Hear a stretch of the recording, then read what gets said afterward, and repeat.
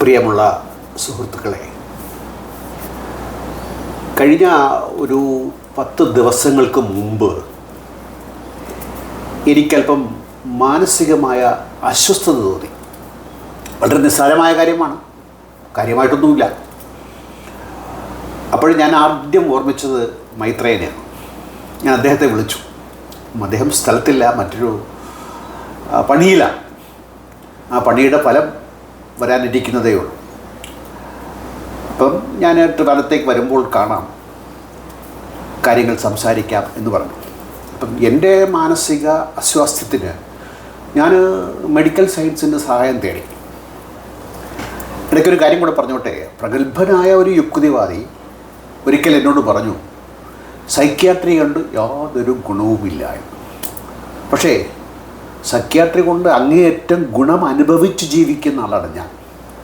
എൻ്റെ കുടുംബത്തിലെ പലർക്കും ഉണ്ടായ പ്രശ്നങ്ങൾക്ക് ഞാൻ അതുപോലെ തന്നെയാണ്. ഏറ്റവും പ്രധാനമായ കാര്യം സൈക്കോളജി. അതിൽ നമുക്ക് കിട്ടുന്ന സജഷൻസ് വളരെ പ്രധാനമാണ്. ഇപ്പം ഇപ്രാവശ്യം എനിക്കുണ്ടായ മാനസികമായ ഈ ബുദ്ധിമുട്ടിന് കാരണം എനിക്ക് ത്രോട്ട് ക്ലിയറിംഗ് ഉണ്ടായി. അപ്പം ഞാനിതിനെ ഒന്ന് റെഫർ ചെയ്തു. നെറ്റിൽ കയറി പലതും തപ്പിയപ്പോൾ ഇത് മരണകാരണത്തിലേക്ക് വരെ നയിക്കാമെന്ന് വായിച്ചു. എഴുതുമ്പോൾ അങ്ങനെയല്ല എഴുതാനൊക്കെ ഉള്ളൂ അവർക്ക്. പക്ഷെ അത് എന്നിൽ ഉള്ളിൽ അത് സന്നിവേശിപ്പിച്ച ഒരു ഭീതി, അതാണ് എൻ്റെ ഒരു അസ്വസ്ഥതയിലേക്ക് നീങ്ങിയത്. ഇപ്പം മനുഷ്യരറിയാനെന്ന പുസ്തകത്തിൽ ഈ കാര്യങ്ങൾ ഒരുപാട് മൈത്രേയൻ സംസാരിച്ചിട്ടുണ്ട്. അതുകൊണ്ട് മനുഷ്യരറിയാൻ ആ കാലഘട്ടത്തിൽ നിന്ന് ഒരുപാട് നമ്മൾ മുന്നോട്ട് മാറിയിട്ടുണ്ട്. അപ്പം അദ്ദേഹത്തിൻ്റെ പുതിയ പുസ്തകം അല്ലെങ്കിൽ പുതിയ ഒരു പ്രഭാഷണം അല്ലെങ്കിൽ പുതിയൊരു രീതി നമ്മൾ കാത്തിരിക്കുകയാണ്. അത് അദ്ദേഹം നമുക്ക് തരുമ്പോൾ കേൾക്കാം, വായിക്കാമെന്നല്ല. ഇപ്പോൾ എനിക്ക് ചോദിക്കാനുള്ളത്, മറ്റുള്ള അവയവങ്ങളെപ്പോലെ തന്നെയാണ് മസ്തിഷ്കം എങ്കിൽ തന്നെയും മസ്തിഷ്കത്തിന് എന്തുകൊണ്ട് രോഗമുണ്ടാകുന്നു? രോഗമുണ്ടാകാമോ? എല്ലാ അവയവങ്ങൾക്കും രോഗമുണ്ടാകാം. നമ്മൾ ഇതൊരു ശരീരം എന്ന് പറയുന്നത് ഒരു ബാലൻസ് പോലെയാണ്. അതിനെ ഹോമിയോസ്റ്റാസിസ് എന്നാണ്. നമ്മൾ ഈ ഒരു സെല്ലിനകത്തുള്ള ബാലൻസിങ് എല്ലാം തമ്മിൽ ഇണങ്ങി നിൽക്കുന്ന പോലെയാണ്. അതിനകത്തുള്ള ചെറിയ വേരിയേഷൻസ് പ്രശ്നങ്ങളായിട്ട് നമ്മളെല്ലാം ബാധിക്കും. എത്രയോ തരത്തിൽ ഒരവയവവും രോഗവിമുക്തമായ സ്ഥലമില്ല. രോഗം എന്ന് പറയുന്ന പലതരത്തിൽ വരും. ഇപ്പോൾ ഒരു മൈക്രോബ്, നമ്മളെ ചെറിയ സൂക്ഷ്മജീവികൾ നമ്മളെ കയറി നമ്മളുടെ സെല്ലുകളെയൊക്കെ ബാധിക്കുന്ന നിലവാരത്തിൽ പ്രവർത്തിക്കാൻ തുടങ്ങുകയാണെങ്കിൽ അത് നമ്മളെ ബാധിക്കും. അത് ഹാർട്ടിനെ ബാധിക്കുന്നത് പോലെ തന്നെ, കിഡ്നിയെ ബാധിക്കുന്നത് പോലെ തന്നെ ബ്രെയിനിനെയും ബാധിക്കും. ഇൻഫെക്ഷൻസ് ഇഷ്ടം പോലെ ഉണ്ട്. അങ്ങനെ ഇപ്പം റാബീസ് ഒരു പട്ടിയെ ബാധിക്കുമ്പോൾ അതൊരു ബാക്ടീരിയ അല്ലെങ്കിൽ വൈറസ് ആക്രമണമാണ്. പക്ഷേ ഇപ്പോൾ എൻ്റെ മസ്തിഷ്കത്തിലുണ്ടാകുന്ന ഒരു രാസപ്രക്രിയയിൽ ഇതൊന്നും സംഭവിക്കുന്നില്ല. ആ ഉള്ള സംഭവ വികാസത്തിനകത്ത് തന്നെ ഉണ്ടാകുന്ന മാറ്റമല്ലേ അത്? അത് നമുക്ക് നമ്മുടെ നെർവ്സ് എന്ന് നമ്മൾ പറയുന്ന നെർവസ് സിസ്റ്റം എന്ന് പറയുന്നത് പലതരത്തിലുള്ള വേരിയേഷൻസ് സംഭവിക്കുന്ന ചുറ്റുപാടിനനുസരിച്ച് പ്രതിപ്രവർത്തിച്ചിട്ടാണ് എല്ലാം നിൽക്കുന്നത്. ഒരു സിസ്റ്റം അതിൻ്റെ ചുറ്റുപാടുമായി ബന്ധപ്പെട്ടാണ് പ്രവർത്തിക്കുന്നത്. അകത്തേക്ക് കിട്ടുന്ന ഇൻപുട്ടിനനുസരിച്ചിട്ടുള്ള പ്രതികരണമാണുള്ളത്. ഇതാണ് നമ്മൾ യഥാർത്ഥത്തിൽ നമ്മളെപ്പോഴും മനസ്സിലാക്കാനുള്ളത്. അപ്പോൾ ഒരു ജീവനെന്ന് പറയുന്നതും ജീവൻ്റെ സാഹചര്യവും എന്ന് പറയുന്നതും അങ്ങനെ സെപ്പറേറ്റ് ചെയ്യാൻ പറ്റത്തില്ല. നമ്മൾ മനസ്സിലാക്കാൻ വേണ്ടി നമ്മൾ സെപ്പറേറ്റ് ചെയ്യുന്നു എന്നുള്ളതല്ലാതെ ചുറ്റുപാടും ആയിട്ട് നിരന്തരം ഇടപെട്ട് നിൽക്കുന്ന ഒന്നാണ് ജീവൻ. അതേപോലെ തന്നെയാണ് നമ്മൾ ഈ അവയവങ്ങളെല്ലാം നമ്മൾ മനസ്സിലാക്കേണ്ടത്. അത് മറ്റ് മൈക്രോബ്സ് ഒന്നും വന്നില്ല എങ്കിലും ഇപ്പോൾ ഒരു ഏറ്റവും സാധാരണഗതിയിൽ ഞാൻ ആൾക്കാരോട് പറയുമ്പോൾ പറഞ്ഞ് മനസ്സിലാക്കാൻ ഉപയോഗിക്കുന്നതാണ്. ഇപ്പോൾ ഒരു ആന ഒരു ഗ്രാമത്തിൽ പ്രവേശിക്കുന്നു. ഇപ്പോൾ വീടിൻ്റെ മുൻവശത്തിരിക്കുന്ന ഒരു കൊച്ചു പട്ടി പെട്ടെന്ന് അത് ആനയെ കണ്ടിട്ട് കുരച്ചു തുടങ്ങും ഭയങ്കര. എന്നിട്ട് ഈ ആന അവിടെ നിന്ന് തിരിഞ്ഞ് നിന്ന് നിൽക്കുമ്പോൾ അത് പട്ടി പേടിച്ച് മരിക്കുന്നത് പോലെയുള്ള അനുഭവം അതിനുണ്ടാവും. കാരണം അത്രയും വലുതാണല്ലോ ആന. ആന പക്ഷേ തിന്നാനോ വല്ലതും ഉണ്ടോ എന്ന് നോക്കി ഇല്ലെന്നുണ്ടെങ്കിൽ അതങ്ങ് നടന്നു പോകും. പക്ഷെ പട്ടി കുര നിർത്തത്തില്ല. കാരണം ഇത് പേടിച്ചു പോയി. പേടിക്കുമ്പം നമ്മൾ ആ ഭയം എന്ന് പറയുന്നതിന് 3 തരത്തിൽ പ്രതികരിക്കാനായിട്ടാണ് സാധാരണഗതിയിൽ അതുണ്ടാകുന്നത്. ഒന്നെന്ന് പറയുന്നത് എതിർത്ത് നിൽക്കാനായിട്ടുള്ള കഴിവിന്, അതിനാണ് നമ്മുടെ ശരീരം സജ്ജമാവും. ഭയം ഉണ്ടാകുന്ന സമയത്ത് നമുക്ക് അപകടം വരുന്നു എന്നുള്ളതിന് പ്രതിപ്രവർത്തിക്കാൻ വേണ്ടി ആദ്യത്തെ ഇത് അതിനെ എതിർക്കുക എന്ന് പറഞ്ഞാൽ റെസിസ്റ്റ് ചെയ്യുക എന്ന് പറയുന്നത് പ്രവർത്തിക്കാനാണ് വരുന്നത്. അപ്പോൾ അതിനു വേണ്ടി നമ്മുടെ ശരീരം സജ്ജമാക്കുന്ന ധാരാളം കെമിക്കൽസ് നമ്മുടെ ബ്രെയിനിനകത്തു നിന്നും നമ്മുടെ പല ഗ്ലാൻഡിനകത്തു നിന്നും പുറത്തേക്ക് വരും. യുദ്ധസജ്ജമാകുക എന്ന് നമ്മൾ പറയുന്ന പോലെ സജ്ജമാകും ശരീരം ഒരു അപകടത്തിനെ നേരിടാനായിട്ട്. പക്ഷെ അതേ സമയത്ത് അപകടം വലുതാണ് എന്നുണ്ടെങ്കിൽ അവിടെ നിന്ന് രക്ഷപ്പെടുന്നതിന് വേണ്ടിയാണ് ഈ ഇതേ കെമിസ്ട്രി ഉപയോഗിക്കുന്നത്. അത് ഇവർ എവല്യൂഷണറിൽ പഠിപ്പിക്കുന്നത് ഫൈറ്റ് ഓർ ഫ്ലൈറ്റ് എന്നാണ്. ഒന്നേ നമ്മൾ എതിർക്കും, അല്ലെന്നുണ്ടെങ്കിൽ നമ്മൾ ഓടി രക്ഷപ്പെടും. ഇത് രണ്ടിനും കഴിയാതായി പോകുന്ന നിലവാരത്തിൽ ഒരു സന്നിഗ്ധാവസ്ഥയിലാണ് നമ്മൾ പെടുന്നതെങ്കിൽ നമ്മൾ ബോധം കെട്ടുപോകും.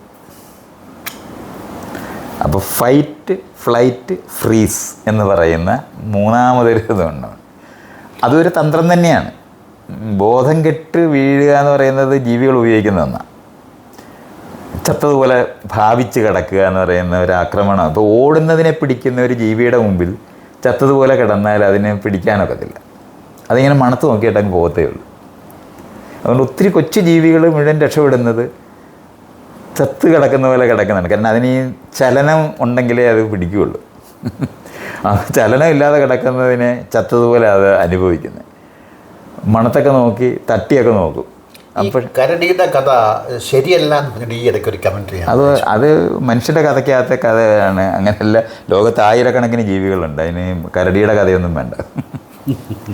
അതൊക്കെ മനുഷ്യരുണ്ടാക്കിയ കഥ ആയതുകൊണ്ടാണ് അതങ്ങനെ പറയാൻ പറ്റുന്നത്. അല്ലാതെ നമുക്ക് തന്നെ അറിയാവുന്ന ആയിരക്കണക്കിന് ഒരു അട്ടയെ തൊട്ടാൽ മതി, അത് ചുരുണ്ടുകൂടി അവിടെ കിടക്കത്തില്ല. പിന്നെ ഇനി കരടിയുടെ കഥയൊന്നും നമ്മൾ എടുക്കണ്ട. ഈ ചുരുണ്ടുകൂടി കിടക്കുന്നതും ഇതിൻ്റെ ഭാഗമായിട്ടാണ്. അനങ്ങാതെ കിടക്കുക എന്നുള്ളതാണ് ചെയ്യുന്നത്.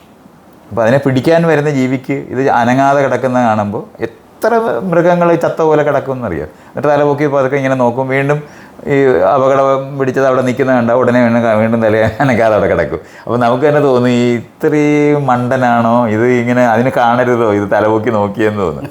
പക്ഷേ ആ ജീവി നമ്മളീ കാണുന്ന പോലെ അനുഭവിക്കത്തില്ല. അതിന് ചലനം വേണം.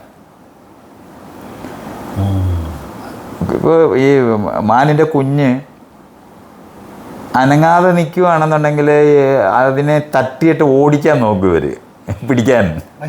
അല്ലാതെ അങ്ങനെ നിൽക്കുന്നതിനെ കടിക്കാനായിട്ട് തോന്നത്തില്ല അവർക്ക്. ഇങ്ങനെയൊക്കെയുള്ള പ്രശ്നങ്ങളുണ്ട്. നമ്മൾ വിചാരിക്കുന്ന പോലെ അത്ര സിമ്പിളല്ല അതൊക്കെ. അപ്പം ഫ്ലൈറ്റ്, ഫൈറ്റ്, ഫ്രീസ് എന്ന് പറയുന്ന 3 തരത്തിൽ പ്രതികരിക്കുന്നതിന് വേണ്ടി ധാരാളം കെമിക്കൽസ് ഉണ്ടാക്കും. ഇത് ശരീരത്തിനെ സജ്ജമാക്കിയിരിക്കുന്നത് ഒന്നീ ഓടാൻ. ഇതൊന്നും പറ്റിയില്ലെങ്കിൽ ഇത് ശരീരത്തിൽ നിന്ന് പോകേണ്ടതുണ്ട്.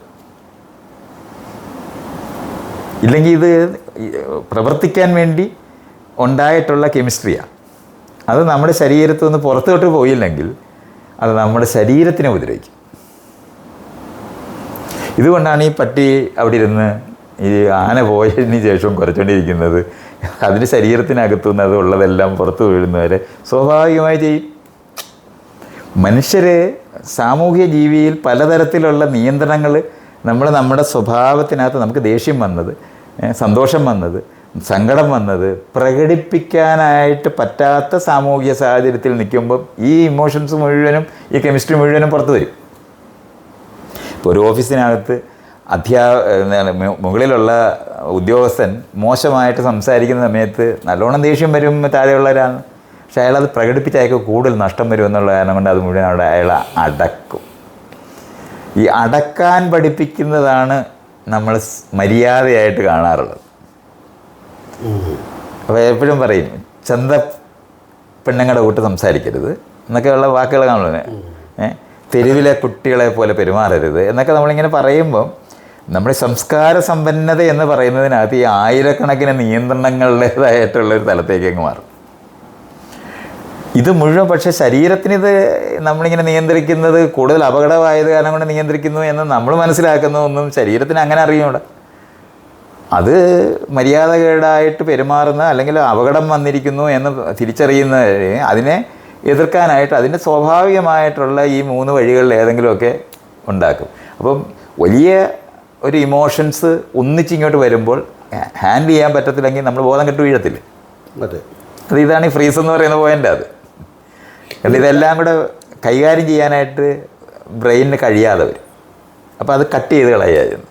അപ്പോഴാണ് നമ്മൾ ബോധം കെട്ടു പോകുന്നത്. അപ്പോൾ ഒരു ഇമോഷൻ കൈകാര്യം ചെയ്യാനും സോർട്ട് ഔട്ട് ചെയ്യാനും കഴിയാത്തത്രയും കെമിസ്ട്രി ഒന്നിച്ച് വന്നതുകൊണ്ട് അത് കട്ട് ചെയ്ത് ബോധം കെടുക എന്നുള്ളതാണ് അതിൻ്റെ ടെക്നിക്ക്. കണ്ണീരിനും കരച്ചിലും കണ്ണീരും കരച്ചിലും എല്ലാം ഇമോഷൻസാണ്. ഇത് ഇങ്ങനെ റിലീസ് ചെയ്യുന്ന സാധനങ്ങളാണ്. കരയരുത് എന്ന് നമ്മൾ പറയുന്ന സമയത്ത് കരഞ്ഞ് തീർക്കേണ്ടതുണ്ട്. ശരീരത്തിനകത്തേക്ക് വന്നിരിക്കുന്ന നമ്മളെ സജ്ജപ്പെടുത്തിയിരിക്കുന്ന പ്രതികരിക്കാനായിട്ട് നമ്മളെ സജ്ജരാക്കുന്ന ഓടാനോ എതിർക്കാനോ ഉള്ള കെമിസ്ട്രി മുഴുവനും ഉപയോഗിക്കാതെ ശരീരത്ത് കിടന്നാൽ അത് നമ്മളെ ഉപദ്രവിക്കും. കാരണം അത് അതിനു വേണ്ടി ഉണ്ടാക്കിയതാണ്. അത് നമ്മളൊരു പടക്കം എറിയാൻ മറന്നു പോയാൽ കയ്യിലിരുന്ന് പൊട്ടും എന്നറിയുന്ന പോലെ കത്തിച്ചു പോയി. അത് എറിയണം. എറിയാൻ പറ്റാതായി പോയാൽ കയ്യിലിരുന്ന് പൊട്ടും, ദേഹം മുഴുവനും കുഴപ്പത്തിലായിപ്പോൾ. എറിയേണ്ടതുണ്ട് എന്നുള്ളതാണ്. ഇതുപോലാണ് ഇമോഷൻസ് ശരീരത്തിനകത്തേക്ക് പ്രവഹിക്കുന്ന നിമിഷമുണ്ടാകും. എതിരെ ഒരു വണ്ടി ഇടിക്കാൻ വരുമ്പോൾ ഉണ്ടാകുന്നൊരു കാര്യമാണ്. ഷടേന്ന് ഓടി മാറാൻ നമുക്ക് കഴിയാതായിപ്പോയാൽ നമ്മളിങ്ങനെ നിശ്ചലമായി പോകും. ആ നിശ്ചലമാകുന്ന സമയത്ത് ഇഷ്ടംപോലെ ഇമോഷൻസ് ഇത് മുഴുവൻ വന്നു കഴിഞ്ഞു. മരണം കണ്ടുപോയി. അവർ ബ്രേക്ക് ചെയ്ത് നിർത്തി. പക്ഷേ നമ്മുടെ ശരീരം ഇതിനു വേണ്ടി ഇമോഷൻസ് ഓടാനായിട്ട് വേണ്ടി അല്ലെങ്കിൽ എതിർക്കാൻ വേണ്ടി ഒക്കെ ഉള്ള സാധനം പ്രൊഡ്യൂസ് ചെയ്ത് കഴിഞ്ഞിട്ട് നമ്മുടെ ബ്ലഡ് പ്രഷർ മുഴുവൻ അങ്ങ് കൂടും. ആ കൂടുന്നതൊക്കെ അപ്പോൾ മാറിയിരുന്ന് ഇത് കുറയ്ക്കേണ്ടതുണ്ട്, നടന്ന് തീർക്കേണ്ടതുണ്ട്. ഓടേണ്ട ആവശ്യമില്ല. കാരണം വണ്ടി ഇടിക്കുന്നത് നിന്ന് പോയായിരുന്നു. പക്ഷെ നമ്മൾ പേടിച്ചു പോയി. പേടിക്കുമ്പോൾ ഇത് മുഴുവനും പുറത്തു വരും. മറ്റൊരു ഭാഷയിൽ പറയുന്നത് കുറച്ച് തീർക്കേണ്ടതുണ്ട്. അല്ല, അത് വേറെ സന്ദർഭങ്ങളാണ്. കാറിനോട് നമ്മൾ എതിർത്തിട്ടൊന്നും കാര്യമില്ലല്ലോ. അങ്ങനെയാണ് ആൾക്കാർ ഈ ഡ്രൈവറെ ചീത്ത പറയുന്നിടത്തേക്ക് പോകുന്നത്. ഇങ്ങനെയാണ് ഈ ഇമോഷൻസ് മുഴുവനും കൂടെ പുറത്തേക്ക് വരും. റോഡ് റേജ് എന്ന് നമ്മൾ കേട്ടിട്ടില്ല. റോഡിൽ ആളുകൾ തമ്മിൽ അങ്ങോട്ടും ഇങ്ങോട്ടും ഒരു കാര്യമില്ലാതെ വഴക്കിടും. അത് ഈ പറയുന്ന അപകടം വരാൻ പോകുന്ന നിമിഷം ഉണ്ടായിട്ടുണ്ടാകും. അപ്പോഴത്തേനും ഇഷ്ടംപോലെ ബ്രെയിനകത്തുനിന്ന് രക്ഷപ്പെടുന്നതിന് വേണ്ടി അറ്റാക്ക് ചെയ്യുന്നതിന്, ഉപദ്രവിക്കുന്നതിന്, അതിനകത്ത് അല്ലെങ്കിൽ വണ്ടി ഓടിക്കുന്നതിനകത്തുള്ള തെറ്റ് വന്നു എന്നുള്ളതൊന്നും അങ്ങനെയല്ല. ശരീരം ഇതാണല്ലേ. അതാണ് ഈ ഇമോഷൻസ് മുഴുവനും. കാരണം ഓടാനും എതിർക്കാനും വേണ്ടിയാണ് ഈ ശരീരം ഭയപ്പെട്ട് കഴിയുന്നത്. അപകടം വരുന്നു എന്നാണ്. അപകടത്തിനെ നേരിടാനുള്ള ശരീരം സജ്ജമാക്കുന്ന എല്ലാ ഇമോഷൻസും നമ്മുടെ ദേഹത്ത് വരും. ഞാനിത് ഈ ആക്സിഡൻറ്റ് സംഭവിക്കാൻ പോകുകയോ സന്ദർഭങ്ങളിൽ ഈ ആളുകൾ വഴക്കെടുമ്പോൾ ഞാനങ്ങനെ ആലോചിക്കാൻ ഇതൊരു ജന്തു സഹജമായ സ്വഭാവമാണ്. നമ്മൾ ജന്തു സഹജം എന്ന് പറഞ്ഞാൽ പിന്നെ നമ്മൾ വേറെ ഏതാണെന്ന് വീണ്ടും വിചാരിക്കുന്നുണ്ടല്ലേ. നമ്മൾ ആകെപ്പാടെ മനുഷ്യരാകുക എന്ന് പറയുന്നത് ജന്തുവായിരിക്കുന്ന നമ്മൾ നിയന്ത്രിക്കാൻ പഠിച്ചു എന്നുള്ളതാണ് നമ്മൾ ഈ പറയുന്നത്. അതിനെയാണ് സിവിലൈസ്ഡ് ആകുക എന്ന് നമ്മൾ പറയുന്നത്. പക്ഷെ നമ്മൾ അറിയേണ്ടതുണ്ട്, ഇതിനൊരു ശാസ്ത്രം വേറെ ഉണ്ട്. നമ്മുടെ ശരീരത്തിനകത്തേക്ക് ധാരാളം കെമിസ്ട്രി ഓടി രക്ഷപ്പെടുന്നതിനോ എതിർക്കുന്നതിനോ അതിന് ഭയം എന്ന് ജനിക്കുന്നതെന്ന് പറഞ്ഞാൽ ഈ 2 അപകടങ്ങളിൽ തരണം ചെയ്യേണ്ടതുണ്ട്. അതിനെ നേരിട്ടിട്ടോ അല്ലെന്നുണ്ടെങ്കിൽ, പക്ഷേ ഈ വണ്ടി ഇടിക്കാൻ വരുന്നതിനെ നേരിടേണ്ട ആവശ്യമില്ല. ഓടി രക്ഷപ്പെടുക എന്നുള്ളതാണ്, ഓടി മാറുക എന്നുള്ളതാണ്. അതിന് കഴിയാത്തത്രയും സ്പീഡിൽ അത് വരുന്നത് കണ്ടാൽ നമ്മൾ പണ്ടത്തെ ഒരു വാക്കല്ലേ, ഇത് കർത്തവ്യമൂഢനായി എന്ന് പറയുന്നത്. എന്ത് ചെയ്യണമെന്ന് അറിഞ്ഞുകൂടാതെ ഇരിക്കുന്ന അവസ്ഥയെ പറ്റിയാണ് അവർ പറയുന്നത്. ആ അവസ്ഥയിൽ ഇഷ്ടംപോലെ ബ്രെയിനകത്തു നിന്ന് രക്ഷപ്പെടാനുള്ള, പ്രവർത്തിക്കാനുള്ള ഇഷ്ടംപോലെ കെമിസ്ട്രി, രാസ ഘടകങ്ങൾ പുറത്തേക്ക് വരും. നമ്മുടെ ഗ്ലാൻസിനകത്തു നിന്നെല്ലാം വരും. ഇതൊന്നും തന്നെ ഉപയോഗിക്കാൻ കഴിയാത്തടത്താണ് നമ്മൾ പെടുന്നത്. നമ്മൾ പോലീസ് സ്റ്റേഷനിൽ ചെന്ന് പോലീസുകാർ മോശമായിട്ട് പെരുമാറി, അപ്പോഴൊക്കെ ഇതുപോലെ എല്ലാം വരും. വീട്ടിൽ വന്ന് ബന്ധുക്കളെല്ലാവരും കൂടെ നമ്മുടെ അടുത്ത് മോശമായിട്ട് സംസാരിച്ചു, അപ്പോഴും നമുക്കിത് വരും. പക്ഷെ നമുക്ക് കാണിക്കാൻ പറ്റാതെ ഇപ്പോൾ മേലുദ്യോഗസ്ഥന്മാരുടെ മുന്നിൽ വെച്ച് നമുക്കിത് വരും, അപ്പോഴും നമുക്ക് ഇത് കാണിക്കാൻ പറ്റാതായിപ്പോൾ. അപ്പോൾ ഇതെല്ലാം നമ്മുടെ ശരീരത്തിൽ കിടക്കും. ഈ കിടക്കുന്നതുണ്ട് എന്ന് തിരിച്ചറിഞ്ഞ് അതിനെ മാറ്റാനായിട്ട് സ്വാഭാവികമായി സമയമെടുത്ത് ചെയ്യേണ്ട ഒരു സ്ഥലം ഉണ്ടാകാം. പക്ഷേ നമ്മളിപ്പോൾ ഒരു ബസ്സിനകത്ത് വെച്ച് വഴക്ക് കണ്ടക്ടറുമായിട്ടൊക്കെ ഉണ്ടായിപ്പോയാൽ ഇതൊന്നും പോകാൻ കണ്ടക്ടറുടെ വശത്തു നിന്ന് കഴിഞ്ഞാൽ അയാൾക്ക് വീണ്ടും ടിക്കറ്റ് കൊടുക്കണ്ടേ, അയാൾക്ക് ഇത് തികട്ടി വരുമെന്നുള്ളതല്ലാതെ അയാൾക്ക് അത് പ്രകടിപ്പിക്കാൻ പറ്റത്തില്ല. അയാൾക്ക് പണിയിൽ നിന്ന് മാറിയിരിക്കാനും ഒക്കത്തില്ല, മാറിയിരിക്കേണ്ടതായിരിക്കും അത്. പക്ഷെ അതിനൊന്നും കഴിയില്ല. അപ്പോൾ നമ്മൾ ഓഫീസിനകത്ത് ഉണ്ടാകുമ്പോഴോ അല്ലെങ്കിൽ ഒരു പോലീസ് സ്റ്റേഷൻ ഉണ്ടാകുന്ന സമയത്തോ അല്ലെങ്കിൽ ഒരു ബസ്സിനകത്ത് വെച്ചിട്ടൊക്കെ ഉണ്ടാകുന്ന സമയത്ത് നമുക്ക് പ്രകടിപ്പിക്കാൻ കഴിയാത്ത സന്ദർഭങ്ങളിനകത്ത് നമ്മളിലുണ്ടാകുന്ന ഇത്തരത്തിലുള്ള രാസഘടനയുടെ വേലിയേറ്റങ്ങളുണ്ട് ശരീരത്തിന്. അത് മനസ്സിലാക്കി അതിനെ റിലീവ് ചെയ്യേണ്ടതുണ്ട്. ഇതാണ് പലപ്പോഴും ആളുകൾ ധ്യാനിച്ചിട്ടൊക്കെ കുറയ്ക്കുന്ന കാര്യങ്ങൾ, അല്ലെങ്കിൽ രാവിലെ നടക്കാൻ പോയിട്ട് വേറൊരാളുമായി സംസാരിച്ച് തീർത്തിട്ടൊക്കെ ഇത് കുറയ്ക്കേണ്ടതുണ്ട്. ഈ കുറയ്ക്കുക എന്ന് പറയുന്നതിന് ഒരു ലെവൽ വരെ നമ്മളുടെ മറ്റുള്ള സന്ദർഭങ്ങളിലും സമയമെടുത്ത് ചെയ്യേണ്ടി വരും. പക്ഷേ ഇതിന് കഴിയാതെ വരുന്ന സമയമുണ്ടെങ്കിൽ ആ ഉണ്ടായ കെമിസ്ട്രി എന്ന് പറയുന്നത് നമ്മുടെ ഈ സെല്ലുകളെയെല്ലാം അനാവശ്യമായി ഉത്തേജിപ്പിച്ചുകൊണ്ടിരിക്കും. അത് നിയന്ത്രിക്കാനായിട്ട് നമ്മൾ പാടുപെട്ടുകൊണ്ടിരിക്കും. അപ്പോൾ എന്ത് പറ്റുമെന്ന് വെച്ചാൽ അത് ഡാമേജ്. ഇങ്ങനെ ഒരു മേശയുടെ മുകളിൽ വെയിറ്റ് വെക്കുന്നത് പോലെ, അത് വെറുതെ അവിടെ ഇരുന്നാലും ശരി, അല്ലെങ്കിൽ ഒരു തുണിക്കകത്ത് നമ്മൾ വലിയ അതിന് കഷ്ടിച്ച് താങ്ങുന്ന ഒരു വെയിറ്റ് ആണെങ്കിലും കുറച്ച് നേരം ഇരുന്ന് അത് കീറും. ഇതുപോലെ അത് അറിയേണ്ടത്. അപ്പോൾ നമ്മുടെ ശരീരത്തിനകത്ത് ഇത്തരത്തിലുള്ള വലിയൊരു ഭാരം കയറ്റിയിരിക്കുന്നത് നമ്മൾ നെഞ്ചൊക്കെ ഇങ്ങനെ കൂടി അങ്ങനെ ആയതുപോലെയൊക്കെ ഫീൽ ചെയ്യും. ശബ്ദമൊന്നും പുറത്തോട്ട് വരത്തില്ലല്ലോ. ഭയങ്കരമായിട്ട് ദേഷ്യം വരികയോ അല്ലെങ്കിൽ സങ്കടം വരികയോ ഒക്കെ ചെയ്യുന്ന നിലവാരത്തിൽ അപമാനം അനുഭവിക്കുന്നു ഒക്കെ സമയത്തല്ല, ഇങ്ങനെ കെട്ടിയതുപോലെ നമ്മൾ അനുഭവിക്കുന്നത്, അല്ലെങ്കിൽ തല പൊട്ടിത്തെറിക്കുന്ന പോലെ തോന്നിയെന്നൊക്കെ പറയുന്ന തരത്തിൽ ഈ ആളുകൾ പറയുന്ന മുഴുവനും ഈ പ്രവർത്തിക്കാനുള്ള കാര്യങ്ങൾ പുറത്തേക്ക് വരുന്നത് പ്രവർത്തിക്കാൻ കഴിയാത്ത നിലവാരത്തിലുള്ള സന്ദർഭങ്ങളിൽ പെടുന്നതുകൊണ്ടാണ്. അപ്പം ഇത് റിലീവ് ചെയ്യേണ്ടതിനുള്ള മെക്കാനിസങ്ങൾ പലതരത്തിലും നമുക്ക് ശാരീരികമായ പ്രവർത്തനങ്ങളിനകത്തൂടെയും ഇടപെടലിനകത്തൂടെയും കുറയ്ക്കാൻ പറ്റും.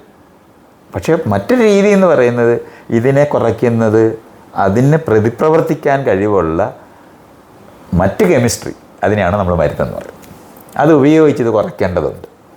അപ്പോൾ നമ്മൾക്ക് ബ്ലഡ് പ്രഷർ കൂടി ഈ വണ്ടി ഇടിക്കാൻ പോയ അത് ഇഷ്ടംപോലെ കെമിസ്ട്രി റിലീസ് ചെയ്തുകൊണ്ടാണ് പ്രഷർ കൂടി ഓടാനും ചാടാനും അതൊന്നും നമ്മൾ ചെയ്തിട്ടില്ല. അപ്പോൾ അത് കുറയ്ക്കുന്നത് അതിൻ്റെ മറുവശത്തെ മരുന്ന് ഉപയോഗിച്ച് കുറയ്ക്കേണ്ടതുണ്ട്. അങ്ങനെയാണ് കെമിസ്ട്രി വർക്ക് ചെയ്യുന്നത്. അങ്ങനെയാണ്. അപ്പോൾ പല ന്യൂട്രലൈസ് ചെയ്യുന്ന പുറത്തേക്ക് വന്നിരിക്കുന്ന കെമിസ്ട്രിയെ നിർവീര്യമാക്കുന്ന വേറെ മരുന്നുകൾ നമ്മൾ ഉപയോഗിക്കുന്നതാണ് ഏറ്റവും ആ ലെവലിൽ അടിയന്തരമായി ചെയ്യേണ്ടത്. ഈ മാനസിക രോഗങ്ങളിൽ ആധുനിക വൈദ്യശാസ്ത്രം വളരെ പിറകിലാണ് എന്നൊരു വാദമുണ്ട്. അതൊക്കെ ഈ വിഷയമാണ്. ഞാൻ പറഞ്ഞ ന്യൂറോ സയൻസ് അറിഞ്ഞുകൂടാത്ത കാലത്ത് മനുഷ്യർ ന്യൂറോ സയൻസ് ഇല്ലാതെ അഭ്യൂഹങ്ങൾ വെച്ച് രോഗചികിത്സ നടത്തിയിരുന്ന ഒരു പഴയകാല സൈക്കാട്രിയുടെ ലോകമുണ്ട്. അതിനെതിരായിട്ടായിരുന്നു ആൾക്കാർ ഈ സംസാരിച്ചിരുന്നത്. ഇന്നങ്ങനെയല്ല. ഇന്ന് നമുക്ക് നന്നായി ഈ കെമിസ്ട്രി അത്രയും വികസിച്ച് കഴിഞ്ഞിട്ടുണ്ട്.